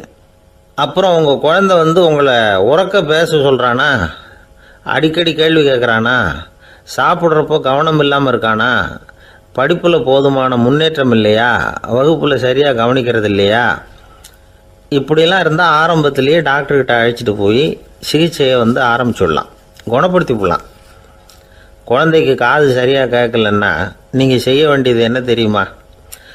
அவனுக்கு காது கேட்கலேங்கிறதுக்காக அவன் முன்னாடி சத்தம் போட்டு பேசக்கூடாது. மெதுவாக சீராக பேசணும், அவனை பார்த்து பேசணும்.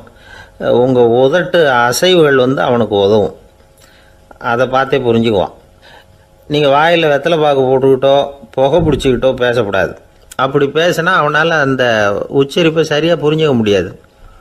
ஒரு வார்த்தையை சொல்கிறீங்க, அவனுக்கு புரியல அப்படின்னா அதே வார்த்தையை மறுபடியும் சொல்லணும். அவனுக்கு நீங்கள் முதல்ல சொன்ன வார்த்தை புரியலேன்னு நினச்சிக்கிட்டு மறுபடியும் திருப்பி சொல்கிறப்போ அதே அர்த்தம் வரக்கூடிய வேறு வார்த்தையை சொல்லக்கூடாது. இப்படிலாம் நடந்துக்கிட்டால் அவனுக்கு மன திடத்தை ஏற்படுத்த முடியும். இல்லைன்னா அவனுக்கு தாழ்வு மனப்பான்மை வந்துடும். குழந்தைக்கு காது கோளாறுன்னா ஆரம்பத்திலேயே டாக்டர்கிட்ட அழைச்சிட்டு போனால் போதும், குணப்படுத்தி விடலாம். அப்புறம் பார்த்துக்கலாமே அப்படின்னு அலட்சியமாக இருந்துட்டால் தான் கஷ்டம்.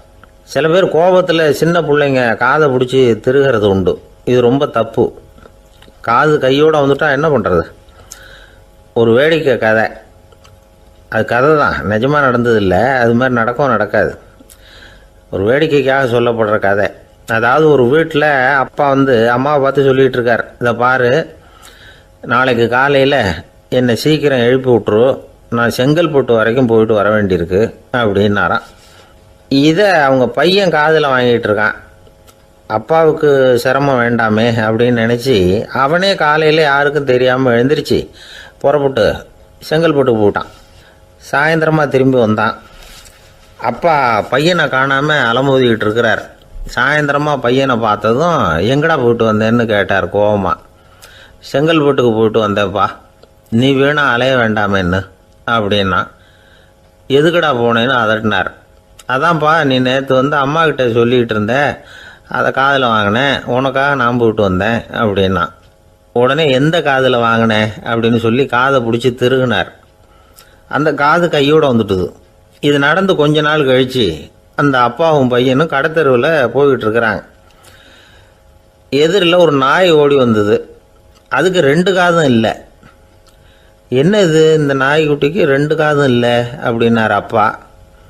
அதுக்கு பையன் சொல்கிறான், அப்பா அது 2 தடவை செங்கல்பட்டுக்கு போயிட்டு வந்துடுவோம் அப்படின்னானா. ஒரு அப்பாவுக்கு 2 பிள்ளைங்க. மூத்தவன் ரொம்ப அடக்கம், அப்பா எது சொன்னாலும் கேட்பான், பெரியவங்களுக்கு கீழ்ப்படிஞ்சு நடப்பான். இளையவன் அப்படி இல்லை, தான் நினச்சதை தான் சொல்லுவான், செய்வான். அடுத்தவங்க சொல்கிறத கேட்க மாட்டான், அடங்கி நடக்க மாட்டான். இந்த 2 பேரில் யாரை உங்களுக்கு பிடிக்கும்? பெரியவனை தான் பிடிக்கும். ஏன்னா அவன் தான் சொல்கிற பேச்சை கேட்குறவன் அப்படின்னு சொல்லுவீங்க. ஆனால் ஒரு ஞானி என்ன சொல்கிறார் தெரியுமா? ஒரு குழந்தை அதன் அறிவுக்காக மதிக்கப்பட வேண்டுமே தவிர அதனுடைய கீழ்ப்படியும் தன்மைக்காக அல்ல அப்படிங்கிறார். நம்ம குழந்தைகளை சுயமாக சிந்திக்கிறதுக்கு நாம் விடுறதில்லை, மற்றவங்கள பார்த்து காப்பி அடிக்கிறதுக்கு தான் நாம் அவங்களுக்கு கற்றுக் கொடுக்குறோம். புகழ்பெற்ற மனிதர்கள் சிலருடைய பேரை சொல்லி நீயும் அவர் மாதிரி ஆகணும், இவர் மாதிரி ஆகணும் அப்படின்னு சொல்லிகிட்டே இருக்கிறோம். குழந்தைகள் தங்களுடைய தனித்தன்மையை வளர்த்துக்கிறதுக்கு நாம் தடையாக இருக்கிறோம். ஒரு குழந்தைகிட்ட அனாவசியமாக நம்பிக்கையை வளர்த்துடக்கூடாது, எந்த கோட்பாட்டையும் திணிக்கக்கூடாது. நாம் ஏற்கனவே அர்த்தமில்லாத கருத்துக்களையும் கொள்கைகளையும் மனசில் போட்டு நிரப்பி வச்சிருக்கிறோம். இந்த உலகத்துக்கு புதுசாக வந்து சேர்ந்திருக்கிற ஒரு குழந்தையின் தூய்மையான மனசில் நம்ம கருத்துக்களை அறிமுகம் செய்ய அல்லது திணிக்கிறதுக்கு நமக்கு எந்த அதிகாரமும் கிடையாது. ஒரு குழந்தைய நீ இந்த மதத்தை சேர்ந்தவன் அப்படின்னு பிறந்ததுமே ஒரு முத்திரை குத்தி விடுறோம். இது அதோட சுதந்திரத்தை ஆரம்பத்திலேயே கிள்ளி எறிகிறது மாதிரி தான். நீங்கள் ஒரு மதத்தின் வழிமுறைகளை கடைப்பிடிச்சிக்கிட்டு வர்றீங்க, அந்த வழியில் போய்கிட்டு இருக்கிறீங்க, சரி, அதனால் போகிறீங்க. அதுக்காக உங்கள் குழந்தையையும் அதே வழியில் தான் வரணும் அப்படின்னு கட்டாயப்படுத்துறதுக்கு உங்களுக்கு என்ன உரிமை இருக்குது? அந்த குழந்தை சுயமாக சிந்திச்சு ஒரு முடிவுக்கு வரட்டுமே, அதுக்கு நீங்கள் ஏன் தடையாக இருக்கிறீங்க? நமக்கு உண்மையிலேயே நம்ம குழந்தை மேலே அன்பு இருந்தால் இது மாதிரி திணிப்பு வேலைகளை செய்யக்கூடாது. திணிப்பு வேலைகளிலிருந்து குழந்தைகளை காப்பாற்றினா போதும். அதுதான் ரொம்ப முக்கியம். அடுத்த தலைமுறை அற்புதமான தலைமுறையாக உருவாகும். நாம தான் சாதி மத சங்கடங்களில் மாட்டிக்கிட்டு தவிக்கிறோம். அவங்களாவது சாதி மத வேறுபாடு இல்லாத சமுதாயத்தை பார்க்கட்டுமே, அந்த சௌகரியங்களை அனுபவிக்கட்டுமே. அதுக்கு நாம் என்ன செய்யணும்னா ஒன்றும் செய்யாமல் இருந்தால் போதும். ஒரு குழந்தைகிட்ட நம்ம கருத்தை திணிக்கும் பொழுது என்ன ஆகுது தெரியுமா? அது அவனை அவங்கிட்ட இருந்தே அப்புறப்படுத்தி விடுது, அவனுடைய தனித்தன்மையை அழிச்சுடுது, அவனை ஒரு எல்லைக்குள்ளே திணிச்சுடுது. இதெல்லாம் அன்புங்கிற பேரால் பெற்றோர்கள் செய்கிற தப்பு. இதெல்லாம் கேட்டுக்கிட்டு இந்த காலத்தில் அப்பா ஒருத்தர் சொன்னார், நான் கருத்துக்களை எல்லாம் என் பையன்கிட்ட திணிக்கிறது இல்லைங்க, ஆனால் அதிகமாக சாப்பிட சொல்லி கட்டாயப்படுத்துவேன் அப்படின்னார். உங்கள் வீட்டு சமையல் அவ்வளோ நல்லா இருக்குமான்னு கேட்டாங்க. நல்லா இருந்தால் நான் ஏன் அவனை சாப்பிட சொல்லி கட்டாயப்படுத்த போகிறேன் அப்படின்னார். ஒரு ஊரில் ஒரு மன்னன் இருந்தான், கொடுங்கோல் மன்னன். நிறைய தொந்தரவு பண்ணிக்கிட்டு இருந்தான். அவன் ஒரு தடவை என்ன பண்ணான் தெரியுமா? ஒரு தப்பும் பண்ணாத ஒரு இளைஞனை பிடிச்சி ஜெயிலில் அடைச்சுட்டான். அந்த பையனோட சொந்தக்காரங்கள்லாம் ராஜா கிட்ட போனாங்க. அவன் ஒரு தவறும் பண்ணலை, அவனை விடுதலை பண்ணுங்க அப்படின்னு கெஞ்சி கேட்டுக்கிட்டாங்க. மன்னன் யோசனை பண்ணான். அந்த இளைஞனை கூப்பிட்டுக்கிட்டு வர சொன்னான். அவனை கொண்டாந்து ராஜா முன்னாடி நிறுத்தினாங்க. இதை பாருப்பா, உன்னை நான் விடுதலை பண்ணுவேன், ஆனால் ஒரு கண்டிஷன். அந்த நிபந்தனையை நீ நிறைவேற்றினா உனக்கு விடுதலை அப்படின்னா மன்னன். சரின்னு ஒத்துக்கிட்டான் பையன். மன்னன் கண்டிஷன் என்னங்கிறத சொன்னான். உங்ககிட்ட ஒரு செம்மறி ஆட்டை கொடுக்க போகிறேன், 1 மாதத்துக்கு அதுக்கு தேவையான தீனியையும் கொடுக்க போகிறேன். 1 மாதம் கழித்து அந்த ஆட்டை எடை போட்டு பார்ப்பேன். அந்த ஆட்டின் எடை கொஞ்சம் கூட கூடி இருக்கக்கூடாது. எடை கூடி இருந்தால் உனக்கு விடுதலை கிடையாது. என்ன சொல்கிற அப்படின்னா. பையனுக்கு ஒன்றும் புரியல, பயமாக போட்டுது. குழம்பிக்கிட்டே நின்றுக்கிட்டு இருக்கிறான். சரி, ஒரு நாள் டைம் தரேன், நல்லா யோசனை பண்ணி பார்த்துட்டு நாளைக்கு உன் முடிவை சொல்லு அப்படின்னா மன்னன். பையன் கவலையோடு வெளியில் வந்தான். அங்கே ஒரு பெரியவர் நின்றுக்கிட்டு இருந்தார். அவர்கிட்ட விஷயத்தை சொன்னான். அந்த பெரியவர் இந்த பையனுக்கு காதோட காதாக ஒரு வழியை சொல்லி கொடுத்தார். அதை கேட்டதும் பையன் மறுபடியும் மன்னன் முன்னாடி நின்னா, உங்கள் நிபந்தனையை ஏற்றுக்கிறேன்னு சொன்னான். மன்னன் ஒரு ஆட்டுக்குட்டியையும் அதுக்கு 1 மாதத்துக்கு தேவைப்படுற தீவனத்தையும் கொடுக்கும்படியாக உத்தரவு போட்டான். கொடுத்தாங்க, ஓடிட்டு போயிட்டான். 1 மாதம் தினமும் தவறாமல் அந்த தீவனத்தை ஆட்டுக்குட்டிக்கு போட்டுக்கிட்டு இருக்கிறான். 1 மாதம் கழித்து அந்த ஆட்டை அரண்மனைக்கு ஓட்டிகிட்டு போனான். மன்னன் அதை எடை போட்டு பார்க்குறான், எடை கூடவே இல்லை, அப்படியே தான் இருக்குது. உடனே போட்ட நிபந்தனைப்படி அந்த இளைஞனை விடுதலை பண்ணிவிட்டான். சரி, ஆட்டுக்கு எடை கூடாமல் இருக்கிறதுக்கு அந்த பெரியவர் சொல்லி கொடுத்த யோசனை என்ன அப்படின்னா, அது வேற ஒன்றும் இல்லை. அந்த ஆட்டுக்கு எதிரில் அது கண்ணில் படுற மாதிரி ஒரு ஓநாயை கட்டி போட சொன்னார். அவ்வளவுதான். ஆட்டுக்கு ஓநாய்ங்கிறது பிறவி பகை. ஓநாயை பார்த்தா ஆடு நடுங்க ஆரம்பிச்சிரும், அவ்வளவு பயம். தினமும் அந்த ஆடு பயந்துக்கிட்டே தேனி சாப்பிட்டுது, எடை கூடல. அதுதான் ரகசியம். இது சின்ன பிள்ளைங்களுக்கான ஒரு கதை. இதிலேருந்து தெரிஞ்சிக்க வேண்டிய உண்மை என்னென்னா, நாமெல்லாம் சாப்பிட்றப்போ மனசும் உடம்பும் அமைதியாக இருக்கணும். அப்போ தான் அது உடம்புல விட்டும். அவசரத்துலேயும் பயத்துலையும் சாப்பிட்டா அது சரியாக ஜீரணமாகாது. இன்னொரு ராஜா இருந்தார். அவரும் ஒரு இளைஞனை ஜெயிலில் அடைச்சி விட்டார். விடுதலை பண்ணணும்னா ஒரு கண்டிஷன்னார். என்னன்னு கேட்டான். ஒரு ஆட்டுக்குட்டியை அவன் முன்னாடி கொண்டாந்து நிறுத்துவேன், நீ அதுக்கிட்ட ஒரு கேள்வி கேட்கணும், அதுக்கு சரியான பதிலை சொல்லணும். அப்படி செஞ்சுட்டா உனக்கு விடுதலைன்னார். இளைஞன் யோசனை பண்ணி பார்த்தான். சரின்னு ஒத்துக்கிட்டான். அது பிரகாரமே ஆட்டுக்குட்டியை பதில் சொல்ல வச்சுட்டான். என்ன நடந்தது தெரியுமா? ஆட்டுக்குட்டியை கொண்டாந்து நிறுத்தினாங்க. இவன் மெதுவாக அதுக்கிட்ட போனான். அது காதுகிட்ட போய் ஏப்ரலுக்கு அடுத்த மாதம் என்ன மாதம்னு கேட்டான். அது உடனே மேன்னு கத்திச்சு. இவன் விடுதலை ஆயிட்டான். ஆந்திர நாட்டில் ஒரு அரசர் இருந்தார். அந்த அரசர்கிட்ட ஒரு அமைச்சர் இருந்தார். அந்த அமைச்சர் பேர் ராயண பாஸ்கர். அவர் ஒரு பெரிய அறிவாளி. அது மட்டும் இல்லை, மிகச்சிறந்த கொடையாளி. யார் வந்து எது கேட்டாலும் இல்லைன்னு சொல்ல மாட்டாராம். அதன் காரணமாகவே அவர்கிட்ட இருந்த செல்வம் நாளுக்கு நாள் குறைஞ்சிக்கிட்டே வந்துட்டு தான். கடைசியில் குடும்பத்துக்குன்னு எதுவும் வைக்காமலே அவர் போய் சேர்ந்துட்டார். மகனும் இறந்துட்டார். அந்த குடும்பத்தில் மிஞ்சி இருந்தது அவருடைய மருமகள், ஒரு பேரன், அவ்வளவுதான். இருந்த ஒரே சொத்து பழுதடைஞ்ச ஒரு வீடு. அந்த அம்மா மற்ற வீடுகளில் வேலை செஞ்சு தன்னுடைய பிள்ளைய படிக்க வச்சுக்கிட்டு வராங்க. அந்த புள்ள ஒரு பெரிய வள்ளலுடைய பேரன்கிறது அந்த பள்ளி வாத்தியார்களுக்கும் தெரியும். அதனால் அவங்களும் இவங்ககிட்ட கொஞ்சம் அன்பாகவும் அக்கறையாகவும் பழகி பாடம் சொல்லி கொடுத்துக்கிட்டு இருக்கிறாங்க. ஒரு நாள் ஒரு புகழ்பெற்ற கவிஞர் ஒருத்தர் அந்த பள்ளிக்கூடத்துக்கு வந்திருக்கிறார். ஆசிரியர்கள்கிட்ட பேசிக்கிட்டு இருந்தப்போ ஒரு செய்தியை சொன்னாராம். ராயண பாஸ்கருங்கிற வள்ளல் எனக்கு நிறைய உதவிகள் செஞ்சிருக்கார், என்னை பாராட்டி பரிசுகள்லாம் கொடுத்துருக்கிறார்.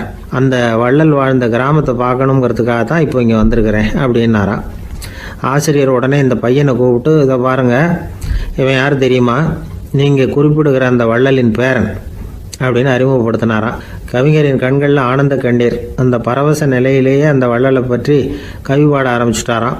இந்த சின்ன பையன் அதை கேட்டிருக்கிறான். உடனே என்ன பண்ணான் தெரியுமோ, தன் கையில் அணிஞ்சிருந்த ஒரு பொன் வளையலை கழட்டி அந்த கவிஞருக்கு பரிசாக கொடுத்துட்டானான். எல்லாருக்கும் ஆச்சரியம். தாத்தா இருக்கும் நிலையில் கொடுத்தார், பேரன் இல்லாத நிலையிலையும் கொடுக்குறான். பையனை எல்லாரும் பாராட்டினாங்களாம். இருந்தாலும் அவனுக்குள்ள ஒரு பயம் எதுவும் ஆரம்பமாச்சு. பள்ளிக்கூடம் விட்டு வீட்டுக்கு வரும்பொழுது அந்த பயம் இன்னும் அதிகமாயிட்டுது. அம்மா என்ன சொல்லுவாங்களோ தெரியலையே, ஏதோ திடீர்னு தோணிச்சு வளையல கட்டி கொடுக்கணும்னு கொடுத்துட்டோம். குடும்பம் இருக்கிற நிலையில் இப்படி நான் செஞ்சது தப்பா, வீட்டு செலவுக்கே அம்மா எவ்வளவு கஷ்டப்படுறாங்க, வீட்டுக்கு போனதும் என்ன நடக்குமோ தெரியலையே அப்படின்னு நினச்சி பயந்துக்கிட்டே அவன் வீட்டுக்குள்ளே அடி எடுத்து வைக்கிறான். அம்மா கூப்பிட்டு சாப்பாடு போட்டாங்க. அவங்க கண்ணில் படக்கூடாதுங்கிறதுக்காக ஒரு கையை பின்னாடி மறைச்சிக்கிட்டே இருந்தான். அம்மா இதை கவனிச்சிட்டாங்க. ஏய், உன் கையை ஏன் அப்படி வச்சிருக்கிற, உன் கைக்கு என்னாச்சு, ஏதாவது அடிபட்டு போச்சா அப்படின்னு கேட்டுக்கிட்டே கையை எடுத்து பார்க்குறாங்க. வளையல காணலை. வளையல் எங்கே அப்படின்னு கேட்குறாங்க. இவன் தயங்கிக்கிட்டே நடந்ததை சொல்கிறான். அது கேட்டதும் அந்த அம்மாவோட முகம் கோபத்தால் சவுந்து போச்சான். முட்டாளே, என்ன காரியம் பண்ண அப்படின்னு கன்னத்தில் அரைஞ்சிட்டாங்களாம். அம்மா, என்னை அடிக்காத, ஏதோ தெரியாமல் தப்பு பண்ணிட்டேன் அப்படின்ட்டுருக்கான். மகனே, வளையலை கொடுத்ததுக்காக நான் உன்னை அடிக்கலை அப்படிங்க, பின்ன எதுக்கு அடித்தேன்னு கேட்டிருக்கான். உன் பாட்டனார் வந்து ஒரு பெரிய வள்ளல், அவர் எதையும் பாதி வேலையை செய்கிறதில்ல, அவருடைய பேரை நீ அரைகுறை வேலை செஞ்சுட்டு வந்திருக்கிற அப்படின்னாங்களாம். என்னம்மா சொல்கிறேன்ருக்கான். நீ ஒரே ஒரு வளையலை மட்டும்தானே கட்டி கொடுத்துருக்குற, கொடுக்குறதா இருந்தால் ரெண்டையும் சேர்த்துல கொடுத்துருக்கணும், அதுதானே உங்கள் தாத்தாவுக்கு பெருமை அப்படின்னாங்களாம். அம்மா, தெரியாமல் இப்படி செஞ்சுட்டேன், உங்கள்கிட்டையும் அரை வாங்கிட்டேன் அப்படி இப்படின்னு அவன் சொல்லியிருக்கிறான். இப்போ அம்மா கொஞ்சம் இருங்க, அந்த கவிஞர் இன்றைக்கி நம்ம ஊரில் தான் தங்கியிருப்பார், நாளைக்கு காலையில் தான் அவர் வந்து எங்கே இருக்காருன்னு விசாரித்து இன்னொரு வளையலையும் கொடுத்துட்றேன் அப்படின்ட்டுருக்கான். மகனே, நல்ல செயல்களையெல்லாம் நாளைக்குன்னு ஒத்தி போடாத, நாளைக்கு என்ன நடக்குங்கிறது யாருக்கு தெரியும், இப்போவே போ, எங்கே இருக்காருன்னு பாரு அப்படின்ட்டுருக்காங்க. மகன் புறப்பட்டான். பள்ளி ஆசிரியர்கிட்ட போய் கேட்டானா அந்த கவிஞர் எங்கே இருக்காருன்னு. அவர் சொன்னாராம். உடனே போய் அவர் இருக்கிற இடத்துல கதவை தட்டியிருக்கான். ராத்திரி நேரத்தில் இவனை கண்டதும் அவருக்கு ரொம்ப ஆச்சரியம். இவன் இன்னொரு கை வளையலையும் எடுத்து நீட்டியிருக்கான். அவர் திகைச்சு போய் நிற்கிறார். அவரால் என்ன பண்ணுறதுன்னே தெரியல. ஆனந்த கண்ணீர். இது வந்து பெரியவர்கள் கூற கேட்ட ஒரு வரலாறு. இன்றைக்கி இப்படிப்பட்டவங்களை பார்க்க முடியுமா? வறுமை வந்து வள்ளல் தன்மையை ஒன்று செய்து விடாதுங்கிறதுக்கு இது ஒரு உதாரணம். ஒருத்தன் இன்னொருத்தனை பார்த்து கேட்டானா, எங்கள் தாத்தா உங்கள் தாத்தாவுக்கு 100 ரூபா கடன் கொடுத்துருக்கிறார், அதை எப்போ திருப்பி கொடுக்க போகிறேன்னு. கவலைப்படாத, எங்கள் பேரன் அதை உங்கள் பேரன்ட்ட திருப்பி கொடுத்துருவான் அப்படின்னு நானா. அவன், எனக்கு வாழ்க்கையே வெறுத்து போச்சு சார் அப்படின்னு சொல்லிட்டு ஒருத்தர் வந்தார். வந்து கொஞ்ச நேரம் பேசினதுக்கப்புறம் அவர் அப்படி சொல்லியிருந்தா அதில் ஒரு அர்த்தம் இருந்திருக்கும். வர்றதுக்கு முன்னாடியே வாழ்க்கை வெறுத்து போச்சுன்னு சொல்லிட்டு வர்றார். என்ன சார் விஷயம்னு விசாரித்தோம். எங்கள் வீட்டில் தினம் 3 வேளையும் ஒரே மாதிரி சாப்பாடு சார், வித்தியாசமே கிடையாது.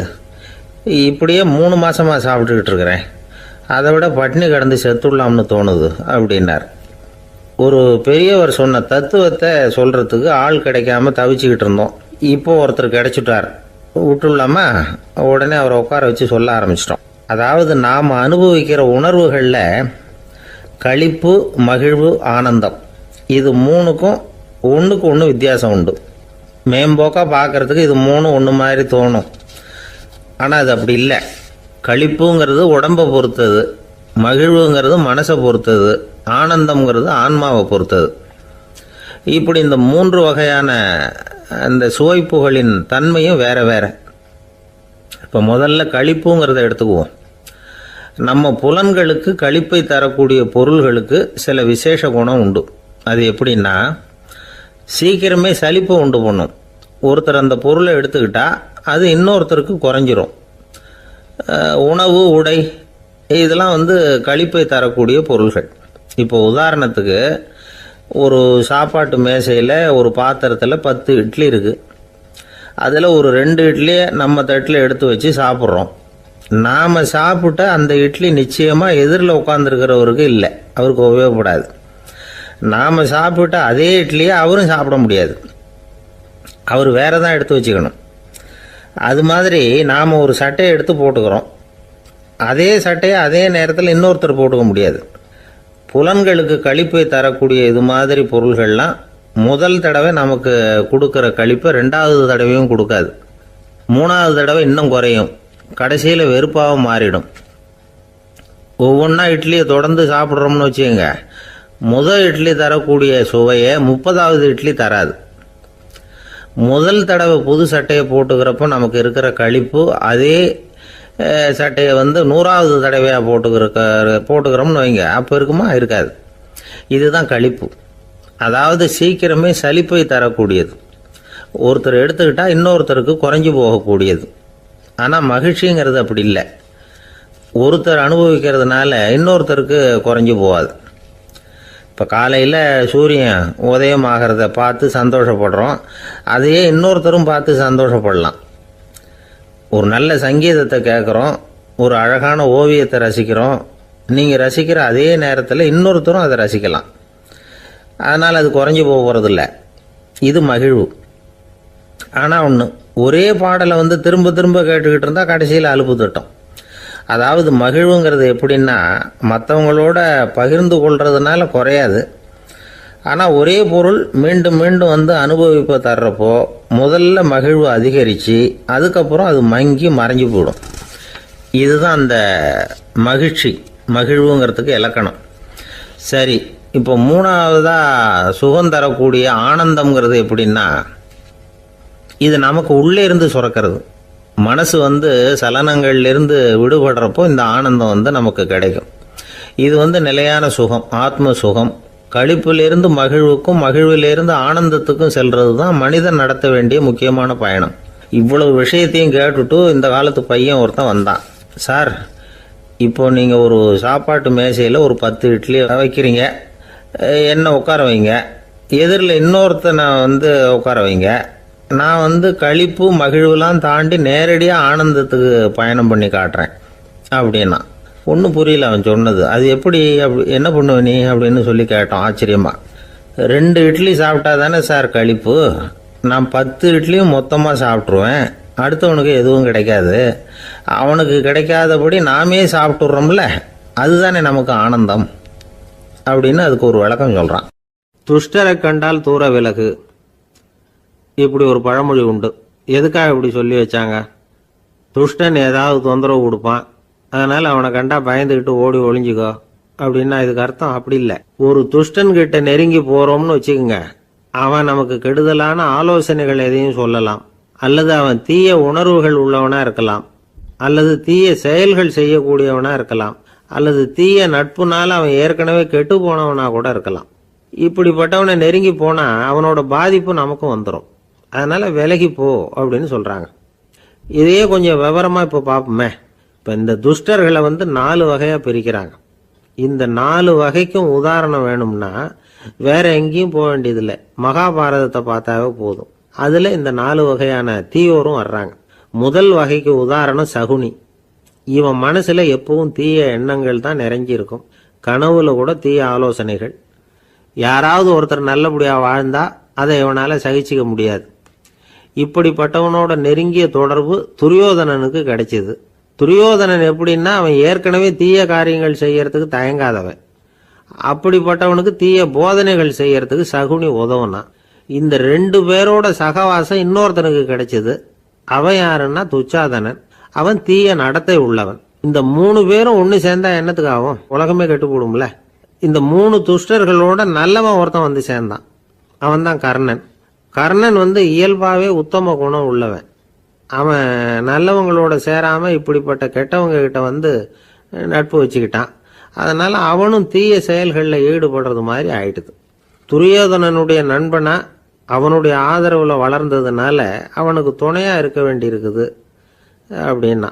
நட்பு உரிமையினால் உதவி புரிய வேண்டியது சரிதான், அது தப்புன்னு சொல்ல முடியாது. இருந்தாலும் தீய செயல்களுக்கு உதவி செய்கிறது சரியில்லை.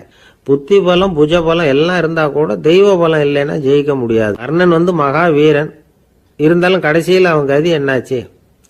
அவங்ககிட்ட எல்லா நல்ல குணங்களும் இருந்தது, இருந்தாலும் ஏன் இப்படி ஆச்சு?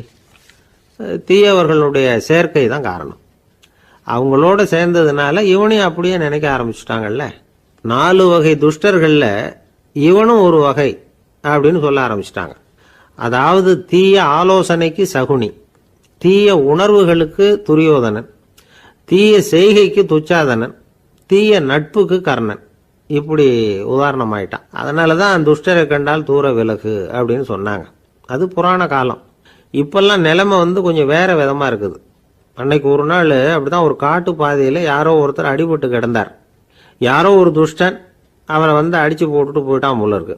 அந்த வழியாக போன ஒருத்தர் பரிதாபப்பட்டு அவனை போய் தூக்குனார், ஆறுதல் சொன்னார். இதை பாருங்க, இந்த வழியாக எப்பவும் தனியாக வரக்கூடாது. ஏன்னா இங்கே ஒரு ரவுடி இருந்துக்கிட்டு வர்றவங்க போகிறவங்களெல்லாம் வழிப்பறி பண்ணிகிட்டு இருக்கிறதா கேள்விப்பட்டிருக்கிறேன் அப்படின்னாராம். இனிமே அப்படி கேள்விப்பட மாட்டீங்க அப்படின்னு நானா அந்த ஆள். ஏன்னு கேட்டிருக்காரு இவர்.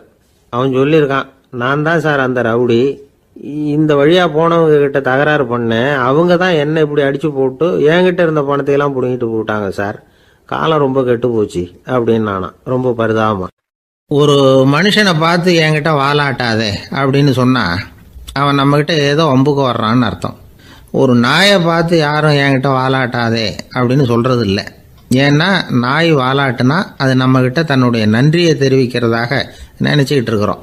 ஆனால் அது அப்படி இல்லை அப்படின்னு சொல்கிறாங்க அது சம்பந்தமான நிபுணர்கள். ஒரு நாய் தன்னுடைய வாலை இந்த பக்கமும் அந்த பக்கமுமா இப்படியும் அப்படியும் ஆட்டிக்கிட்டு இருந்தா அது வந்து பதட்டத்தில் கூட இருக்கலாம்.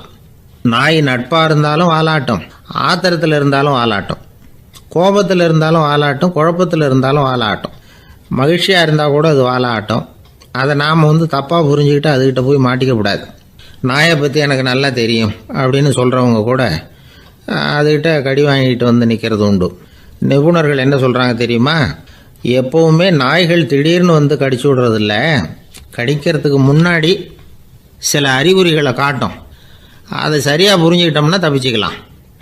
ஒரு வீட்டுக்கு போகிறீங்க, அங்கே புதுசாக ஒரு நாயை பார்க்குறீங்க, உடனே அதுக்கிட்ட போய் குனிஞ்சு சிரிச்சுக்கிட்டே அது தலையில் தட்டுறீங்க. இது ரொம்ப தப்பான்.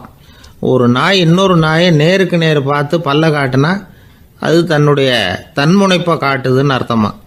உன்னை விட நான் பெரியவன் அப்படின்னு சொல்லுதுன்னு அர்த்தம். அதனால் நீங்கள் அது மாதிரி கிட்ட போய் சிரிக்கிறோம் அப்படின்னு நினச்சிக்கிட்டு பல்ல காட்டினா உங்களையும் எதிரியாக நினச்சிரும்.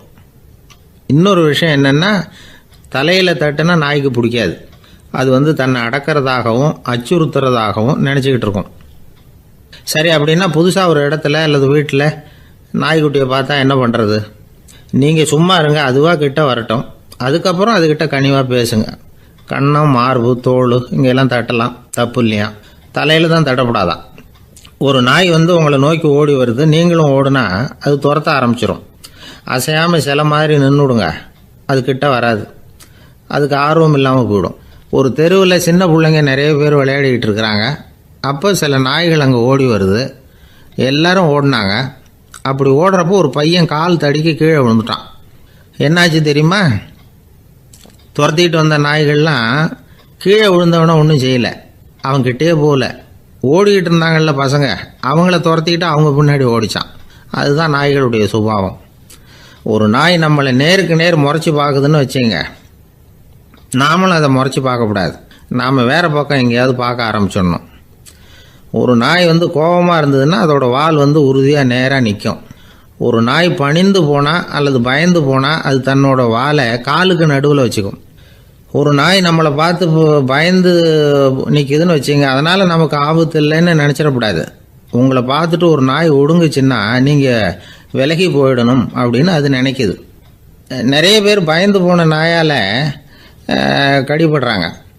இவன் நம்மளை விட பெரிய ஆள், மாட்டிக்கிட்டோம், வேற வழி இல்லை அப்படிங்கிற நினப்பில் தான் நாய் வந்து கடிக்க ஆரம்பிக்குதான். இதே மாதிரி சங்கிலியால் கட்டி போடப்பட்டிருக்கிற நாயும் ஆபத்தானது தான்.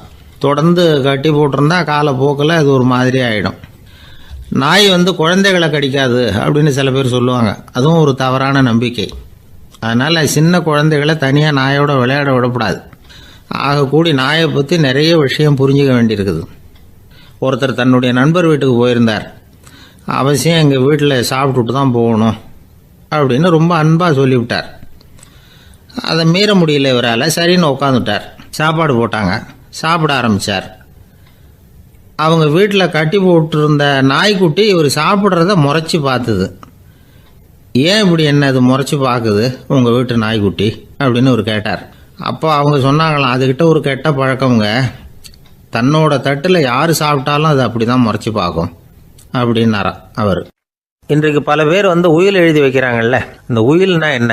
அதாவது ஒரு நபர் தனக்கு பின்னாடி தன்னுடைய சொத்துக்கள் யாருக்கு போய் சேரணும்னு நினைக்கிறாரோ அந்த நினைப்பை சட்டப்படி உறுதிப்படுத்துறது தான் உயில். சரி, உயிலை வந்து யார் எழுதலாம்? 18 வயசு பூர்த்தியான யாரும் உயில் மூலமாக சொத்துக்களை விநியோகிக்கலாம். கண் பார்வை இல்லாதவங்க, காது கேளாதவங்க, வாய் பேச முடியாதவங்க, இவங்கெல்லாம் கூட உயில் எழுதி வைக்கலாம். புத்தி சுவாதீனம் இல்லாதவங்க கூட சில சமயம் புத்தி தெளிவாக இருந்தால் உயில் எழுதலாமா. குடிபோதையில் இருக்கிறவங்க, தாங்கள் என்ன செய்கிறோங்கிறது தெளிவாக அறிய முடியாதவங்க, நோய் நொடியில் இருக்கிறவங்க, இவங்கெல்லாம் உயில் எழுத முடியாது. ஒருத்தரை நிர்பந்தப்படுத்தி ஏமாற்றி அல்லது சுய நினைவில்லாத ஒருத்தர்கிட்ட எழுதி வாங்கி வைக்கிற உயில் வந்து செல்லாது. உயிலை வந்து இந்த முறையில் தான், இந்த படிவத்தில் தான் எழுதணும்னு சட்டத்தில் விதி எதுவும் கிடையாது. இதுக்கு முத்திரை கட்டணமும் கிடையாது. உயிலை வந்து வெற்று காகிதத்தில் எழுதலாம். அச்சடிக்கணும், டைப் அடிக்கணுங்கிற அவசியம் கூட இல்லை. கையாலேயே கூட எழுதலாம். எழுதி இருக்கிறது புரியணும், அவ்வளவுதான். குறைந்தபட்சம் 2 சாட்சிகளை வச்சுக்கிட்டு உயில் எழுதுகிறவர் அதில் கையெழுத்து போடணும். கையெழுத்து போட தெரியாதுன்னா இடது கை பெருவிரல் ரேகை வைக்கலாம்.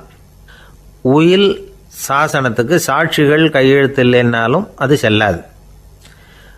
அப்புறம் ப்ரிவிலேஜ்டு வில் அப்படின்னு இருக்கு. அதுக்கு மட்டும் சாட்சிகள் தேவையில்லை. அது என்னென்னா, இந்த விமானப்படை, கப்பல் படை அல்லது யுத்தத்தில் பணிபுரியும் நபர்கள் அவங்கெல்லாம் இருக்கிறாங்க இல்லையா, அப்படிப்பட்டவங்க எழுதுகிற உயில் அது. அதுக்கு சில விசேஷ சலுகைகள் உண்டு. ஒருத்தர் முதல்ல ஒரு உயில் எழுதி வைக்கிறார், அதுக்கப்புறம் மனசு மாறி போகுது, அது வேணாம்னு நினைக்கிறார், ரத்து செஞ்சுடலாம். அதுக்கப்புறம் வேறு உயிலும் எழுதலாம். உயிரோடு இருக்கிற வரைக்கும் எத்தனை தடவை வேணும்னாலும் உயில் எழுதலாம். கடைசியாக எழுதப்பட்ட உயில் சட்டப்படி சரியாக இருந்தால் அதுதான் அமலுக்கு வரும். சரி, எழுதுகிற உயிலை ரகசியமாக வச்சுருக்கிறது எப்படி? இது ஒரு கேள்வி.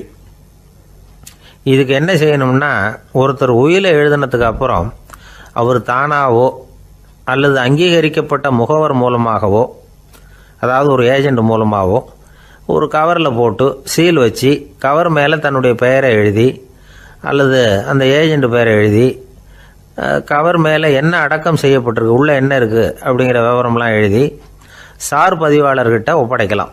இதுக்கு கட்டணம் உண்டு. அதுக்கப்புறம் எப்போ தேவைப்படுதோ அப்போ ஒரு மனு கொடுத்து அந்த கவரை திரும்ப வாங்கிக்கலாம். இப்போ எழுதுகிற உயிலை இவ்வளவு நாளுக்குள்ளே பதிவு செய்யணுங்கிற கால வரையறை உண்டா அப்படின்னு ஒரு கேள்வி வரலாம் இல்லையா? எப்போ வேணும்னாலும் பதிவு செய்யலாம்.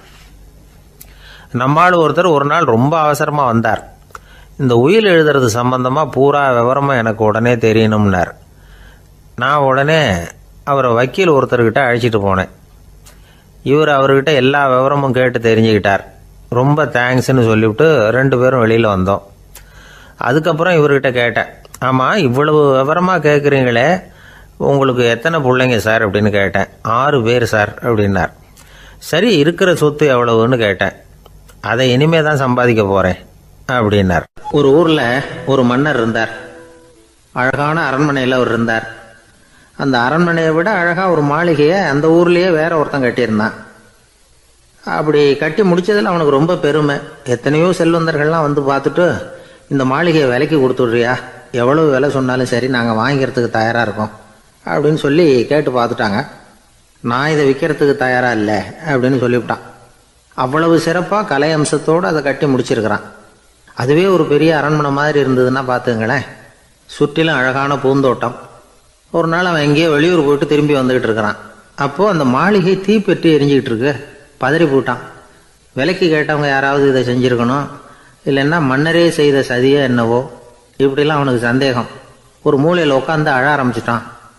அந்த சமயத்தில் அவனுடைய மகன் அங்கே ஓடி வந்தான். அப்பா அழாதீங்க, இதை நான் நேற்று ராத்திரியே நம்ம ஊர் மன்னருக்கு வித்துட்டேன். இதை கட்டி முடிக்க நமக்கு எவ்வளவு செலவாச்சோ அதை போல் 3 மடங்கு விலைக்கு வித்துட்டேன். கவலைப்படாதீங்க, இதை விட அழகான மாளிகையை நாம் புதுசாக கட்டிக்கலாம்னா. இதை கேட்டதும் அழுதுகிட்டு இருந்தவன் அழுகையை நிறுத்தினான், சிரிக்க ஆரம்பிச்சிட்டான். இதே இடத்த நான் வந்து மன்னர்கிட்ட இருந்து விலைக்கு வாங்குவேன், இதை விட அழகான மாளிகையை கட்டுவேன் அப்படின்னு சுற்றி நின்று எல்லார்கிட்டையும் சொல்லிக்கிட்டு இருந்தான். இந்த சமயத்தில் அவனோட இளைய மகன் ஓடி வந்தான். அப்பா, அண்ணன் சொன்னதெல்லாம் சரிதான், மன்னர்கிட்ட விலை பேசினதெல்லாம் உண்மைதான், ஆனால் விற்றது பேச்சு அளவில் தான். இனிமே தான் பத்திரம் வாங்கணும், எழுதணும், நீங்கள் கையெழுத்து போடணும், பதிவு பண்ணணும், மன்னர்கிட்ட பணம் வாங்கணும். அதுக்காகத்தான் உங்களை எதிர்பார்த்துக்கிட்டு இருந்தோம். அதுக்குள்ளே இப்படி ஆயிட்டுதுன்னா. இப்போ சிரிச்சுக்கிட்டு இருந்தவன் சிரிப்பை நிறுத்தினான். மறுபடியும் குழந்தை மாதிரி அழ ஆரம்பிச்சிட்டான். இது ஒரு சம்பவம். இதிலிருந்து என்ன தெரியுது? அந்த அழகான மாளிகை தன்னுடையது அப்படின்னு நினைக்கும் பொழுது அவனுக்கு அழுகை வந்தது. அது தன்னுடையது இல்லை அப்படின்னு நினைக்கிற போது சிரிப்பு வந்தது. மறுபடியும் அது தன்னுடையது தான் அப்படிங்கிற உணர்வு வரும்பொழுது அழுகை. எது எதிலிருந்து நீ நீங்கி இருக்கிறாயோ அது அதிலிருந்து உனக்கு துன்பம் இல்லை அப்படிங்கிறார் திருவள்ளுவர். இந்த உடம்பு என்னுடையதில்லை அப்படிங்கிற உணர்வு வந்துட்டா அது ஒரு பெரிய நிலை. அந்த நிலை வந்து வரணும். எல்லாத்தையும் பயன்படுத்திக்கலாம், ஆனால் பற்றில் விழுந்துடக்கூடாது. உலகத்தில் இருங்கள், ஆனால் உலகத்தவராக இருக்காதீர்கள். உலகிற்குள் இருங்கள், உலகம் உங்களுக்குள் வந்துவிட அனுமதிக்காதீர்கள். விலகி இருங்கள், விழித்திருங்கள், மௌனமாய் பார்த்திருங்கள் அப்படிங்கிறது சான்றோர் கருத்து.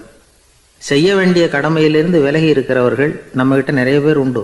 அப்படிப்பட்ட ஒருத்தர் டாக்டர் கிட்ட போனார். டாக்டர், நான் ஒரு கவர்மெண்ட் ஆஃபீஸில் வேலை பார்க்குறேன், எனக்கு ஒரே அசதியாக இருக்குது, என்னை சோதிச்சு பாருங்கள், ஆலோசனை சொல்லுங்கள் ஏதாவதுன்னார். டாக்டர் அவரை பரிசோதனை பண்ணி பார்த்துட்டு சொன்னார், இதோ பாரு, உனக்கு இப்போ தேவைப்படுறது முழு ஓய்வு. நீ எவ்வளவு சீக்கிரமாக ஆஃபீஸுக்கு போறியோ அவ்வளவுக்கு உனக்கு நல்லது அப்படின்னாராம். ஒரு ஊரில் ஒரு ஆள் இருந்தான். கற்பனையிலேயே காலத்தை கடத்திக்கிட்டு இருந்தான். ஒரு நாள் ஒரு மரத்தடியில் உட்காந்துருந்தான். அவனுக்கு பசிக்கிற மாதிரி தெரிஞ்சுது. உடனே கற்பனையிலேயே சாப்பிட ஆரம்பிச்சிட்டான். அதாவது எதிரில் இலை போட்டு சாப்பாடு போடப்பட்டிருக்கிறதாகவும் அதை இவன் சாப்பிட்றதாகவும் நினச்சிக்கிட்டு கையை மட்டும் வாய்க்கும் தரைக்குமா அப்படியும் இப்படியும் கொண்டுகிட்டு போய் பாவனை பண்ணிக்கிட்டே இருக்கிறான். தூரத்தில் இருந்து பார்க்குறவங்களுக்கு இவன் ஏதோ பலமான விருந்து சாப்பிட்டுக்கிட்டு இருக்கிறான் அப்படின்னு தான் தோணும். அது மாதிரியே பண்ணிக்கிட்டு இருந்தான். அந்த வழியாக ஒரு சன்னியாசி வந்துக்கிட்டு இருந்தார். இவனை பார்த்தார். என்ன இவன் இப்படி பண்ணிகிட்டு இருக்கிறானே அப்படின்னு நினச்சாரு. கொஞ்ச நேரம் அவனையே உத்து பார்த்துக்கிட்டு இருந்தார். இவரை பார்த்ததும் அவன் இன்னமும் சுவாரஸ்யமாக சாப்பிட ஆரம்பிச்சிட்டான். அப்பப்பா, என்ன இது, இந்த குழம்பு இவ்வளவு காரமாக இருக்குது, என்னுடைய நாக்கே எரிஞ்சு போடும் போல இருக்கு அப்படின்னு சொல்லிக்கிட்டு பக்கத்தில் ஒரு குவளையை எடுத்து தண்ணி குடிக்கிறது மாதிரி பாவனை பண்ணுறான். அப்பாடா, இப்போ கொஞ்சம் பரவாயில்ல அப்படின்னு சொல்லிக்கிட்டு குவளையை கீழே வைக்கிறது மாதிரி ஒரு பாவனை பண்ணுறான். சன்னியாசி பார்த்தார். என்னப்பா, சாப்பாட்டில் காரம் அதிகமோ அப்படின்னார். ஆமாம் சுவாமி, ஞாபகம் மறதியில் கொஞ்சம் மிளகாய் அதிகமாக சேர்த்துக்கிட்டேன் அப்படின்னா. சரி சாப்பிடு அப்படின்னு சொல்லிவிட்டார். அவன் சாப்பிட்டு முடிக்கிற வரைக்கும் பொறுமையாக உட்காந்துருந்தார். அவன் அப்பாடா அப்படின்னு சொல்லிட்டு மறுபடியும் தண்ணியை எடுத்து குடித்தான். எல்லாம் கற்பனையிலேயே. அதுக்கப்புறம் சன்னியாசி பேச ஆரம்பித்தார். இதை பாருப்பா, உன்னுடைய கற்பனையை நான் மெச்சுறேன், இருந்தாலும் உன் சாப்பாட்டில் ஒரு இனிப்பையும் வச்சுருக்கலாமே, ஏன் மிளகாயை அளவுக்கு அதிகமாக போட்டுவிட்டு அவஸ்தைப்படுறேன் அப்படின்னார். அவன் யோசிக்க ஆரம்பித்தான். அதுக்கப்புறம் இவர் சொன்னார், இதை பாருப்பா, இனிமேல உன்னுடைய கற்பனையும் உயர்ந்ததாக இருக்கட்டும் அப்படின்னு உபதேசம் பண்ணிவிட்டு போனார். எப்பவும் உயர்வை பற்றியே சிந்திக்கணும். உயர்வு கிடைக்கலன்னா கூட அப்படி சிந்திக்கிறத நிறுத்தப்படாது அப்படிங்கிறார் திருவள்ளுவர். உள்ளுவது எல்லாம் உயர் உள்ளல், மற்ற அது தள்ளினும் தள்ளாமை நேர்த்து. ஊக்கம் இல்லாமல் உலகத்தில் வாழ்ந்து பிரயோஜனம் இல்லை. அதனால் உயர்வாகவே சிந்திக்கணும். அது நம்மளை ஊக்கப்படுத்தும். இது பெரியோர் வாக்கு. இந்த உலகத்தில் கற்பனையிலேயே வாழ்கிற சில கஞ்சர்களும் உண்டு. அதாவது 2 கஞ்சர்கள், 2 பேரும் பக்கத்து ஊரில் இருந்தாங்க. பொங்கல் சமயம் ஒரு கஞ்சன் தன்னுடைய மகனை கூப்பிட்டான். இதோ பாருப்பா, பக்கத்து ஊரில் என்னுடைய நண்பன் ஒருத்தன் இருக்கிறான், அவனுக்கு பொங்கல் பரிசு ஏதாவது கொடுக்கணும், நான் ஒரு 4 ஆட்டுக்குட்டியை தரேன், நீ கொண்டுகிட்டு போய் கொடுத்துட்டு வந்து விடுறியா அப்படின்னு கேட்டான். சரி, நான் புள்ள ஒரு பைய கையில் எடுத்துக்கோன்னா அவன் எடுத்துக்கிட்டான்.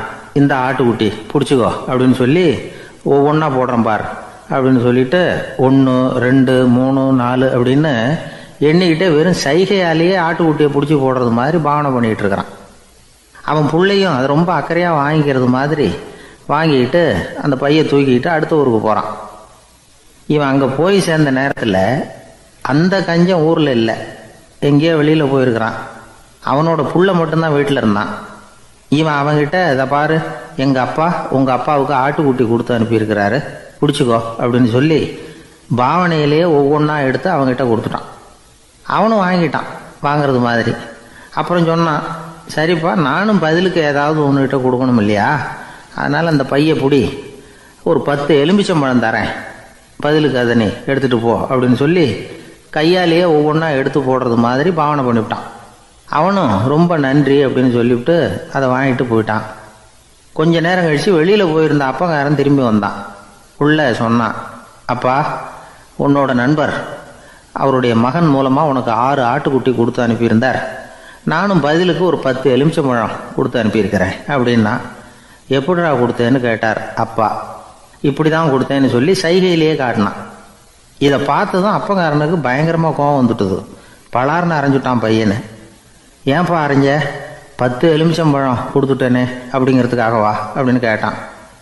அது கூட பரவாயில்ல, நீ காட்டுற சைகையை பார்த்தா ஆரஞ்சு பழம் சைஸுக்கு இருக்குதே, அவ்வளவு பெருசாக ஏன் கொடுத்த, அதுதான் எனக்கு கோபம் அப்படி. ஒரு நண்பர் யாருக்கோ ஃபோன் பண்ணிகிட்டு இருந்தார். அவர் பேசி முடித்ததும் நான் அவரை பார்த்து, இப்போ ஃபோன் பண்ணிங்களே அந்த ஃபோன் நம்பர் என்ன அப்படின்னு கேட்டேன். அவர் தலையை சொரிஞ்சுக்கிட்டார், ஞாபகம் வரலன்னார். சரி சார் அதை விடுங்க, உங்கள் மனைவி பேர் என்ன அப்படின்னு கேட்டேன். மாலதின்னார். என்ன சார் இது வேடிக்கை, கொஞ்ச நேரத்துக்கு முன்னாடி பேசின ஃபோன் நம்பர் மறந்து போச்சு, எப்போவோ கல்யாணம் பண்ணிக்கிட்ட மனைவி பேர் மறக்கலை, அதை கரெக்டாக சொல்லிவிட்டீங்களே அப்படின்னு கேட்டேன். அவர் என்னை ஒரு மாதிரியாக பார்த்தார். அவர் அப்படி என்னை பார்த்ததில் ஒன்றும் தப்பு இல்லை, ஏன்னா நாம் எல்லாருமே அப்படித்தானே, ஒரு குறிப்பிட்ட காரியத்துக்காக தொலைபேசியில் ஒருத்தட்ட பேசுகிறோம், அதுக்கப்புறம் அந்த எண் நமக்கு அனாவசியம், அதனால் மறந்துடுறோம். இதுக்கு பேர் தான் தற்காலிக ஞாபகம். ஆனால் மனைவி பேரை மறந்துட முடியுமா? முடியாது. அது அவசியமான ஒன்று. அடிக்கடி அந்த பேரை உபயோகப்படுத்துகிறோம், அதனாலேயும் அது முக்கியங்கிறதுனாலேயும் அதை மறக்கறதில்ல. இதுக்கு பேர் நிரந்தர ஞாபகம். சரி, இந்த தற்காலிக ஞாபகம், நிரந்தர ஞாபகம், இது 2 ஞாபக அளவுகளையும் கட்டுப்படுத்துறது எது அப்படின்னா மூளைக்குள்ளே நடக்கிற மின்சார நடவடிக்கைகள் தான். தற்காலிக ஞாபகம் ஒரு மின்னல் மாதிரி தோன்றி மறையுது. நிரந்தர ஞாபகம் ஒரு படிவம் போல மூளையில் படிஞ்சுடுது. ஒரு சம்பவத்தின் பல பிரதிகள் மூளையில் பல்வேறு பகுதிகளிலேயும் படிகிறதுனால ஒன்று மறைஞ்சாலும் மறந்தாலும் இன்னொன்று மறையறதில்ல.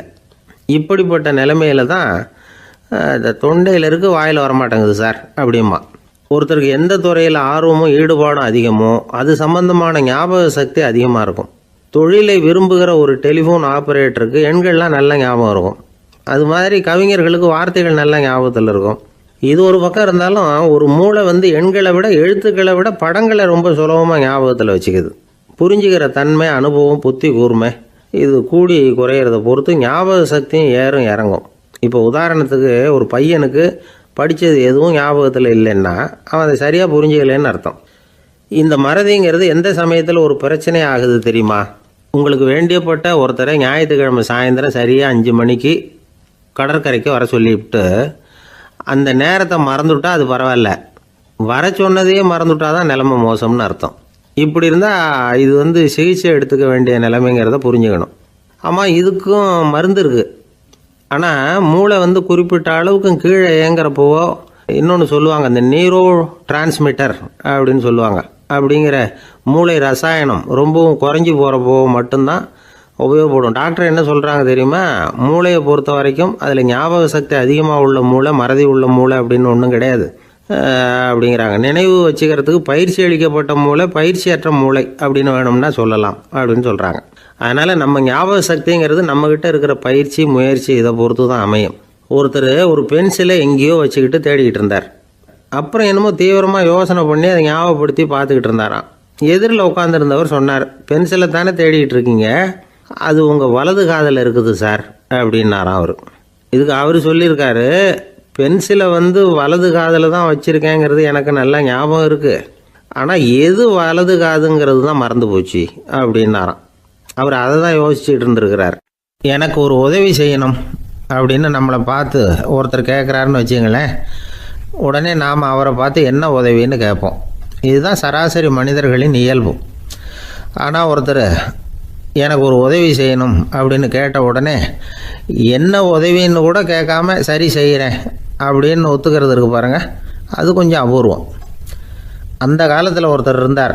அவர் எப்படி தெரியுமா, உதவி கேட்குறவங்க நல்லவங்களா கெட்டவங்களா அப்படின்னு கூட பார்க்கல, தனக்கு நன்மையா தீமையா அப்படின்னு கூட பார்க்கல, உதவி செய்கிறேன்னு புறப்பட்டு விட்டார். அவர் யார் தெரியுமா, அவர் தான் நல சக்கரவர்த்தி. அவர் மாதிரி நாமும் உதவி கேட்குறவங்களுக்கு உடனே உதவி செய்கிறதுக்கு தயாராக இருக்கணும் அப்படின்னு சொன்னார் ஒரு ஆன்மீக பேச்சாளர். நல சரித்திரத்தை அவர் சொல்லிக்கிட்டு இருந்தார். இந்திரன், அக்னி, வருணன், யமன் இவங்க 4 பேரும் நலனை பார்த்து எங்களுக்கு நீ உதவி செய்யணும், எங்களுக்காக நீ தூது போகணும் அப்படின்னு கேட்குறாங்க. யாருக்கிட்ட தூது போகணும், என்ன காரியத்துக்காக போகணும் அப்படின்னு கேட்கணும்ல. நலன் அப்படி கேட்கவே இல்லை, உடனே சரின்னு ஒத்துக்கிறான். அதுக்கப்புறம் அவங்க விவரம் சொல்கிறாங்க, என்ன உதவி, யாருக்கிட்ட தூது போகணும் அப்படிங்கிற விவரத்தை சொல்கிறாங்க. நலனுக்கும் அப்புறம்தான் புரியுது, எந்த தமயந்தியை இவன் காதலிச்சானோ, எந்த தமயந்தின் சுயம்பரத்துக்காக இவன் போய்கிட்டு இருக்கிறானோ அந்த தமயந்தியை பார்த்து தங்களுக்காக அவகிட்ட வாதாடணும், பேசணும், தங்களில் ஒருத்தரை கல்யாணம் பண்ணிக்கும்படியாக கேட்கணும் அப்படின்னு அவங்க 4 பேரும் நலன்கிட்ட கேட்குறாங்க. இதை கேட்டதும் நலன் கொஞ்சம் கூட முகம் சுளிக்கலை, பதட்டப்படலை, நேராக தமயந்தி கிட்ட போகிறான்.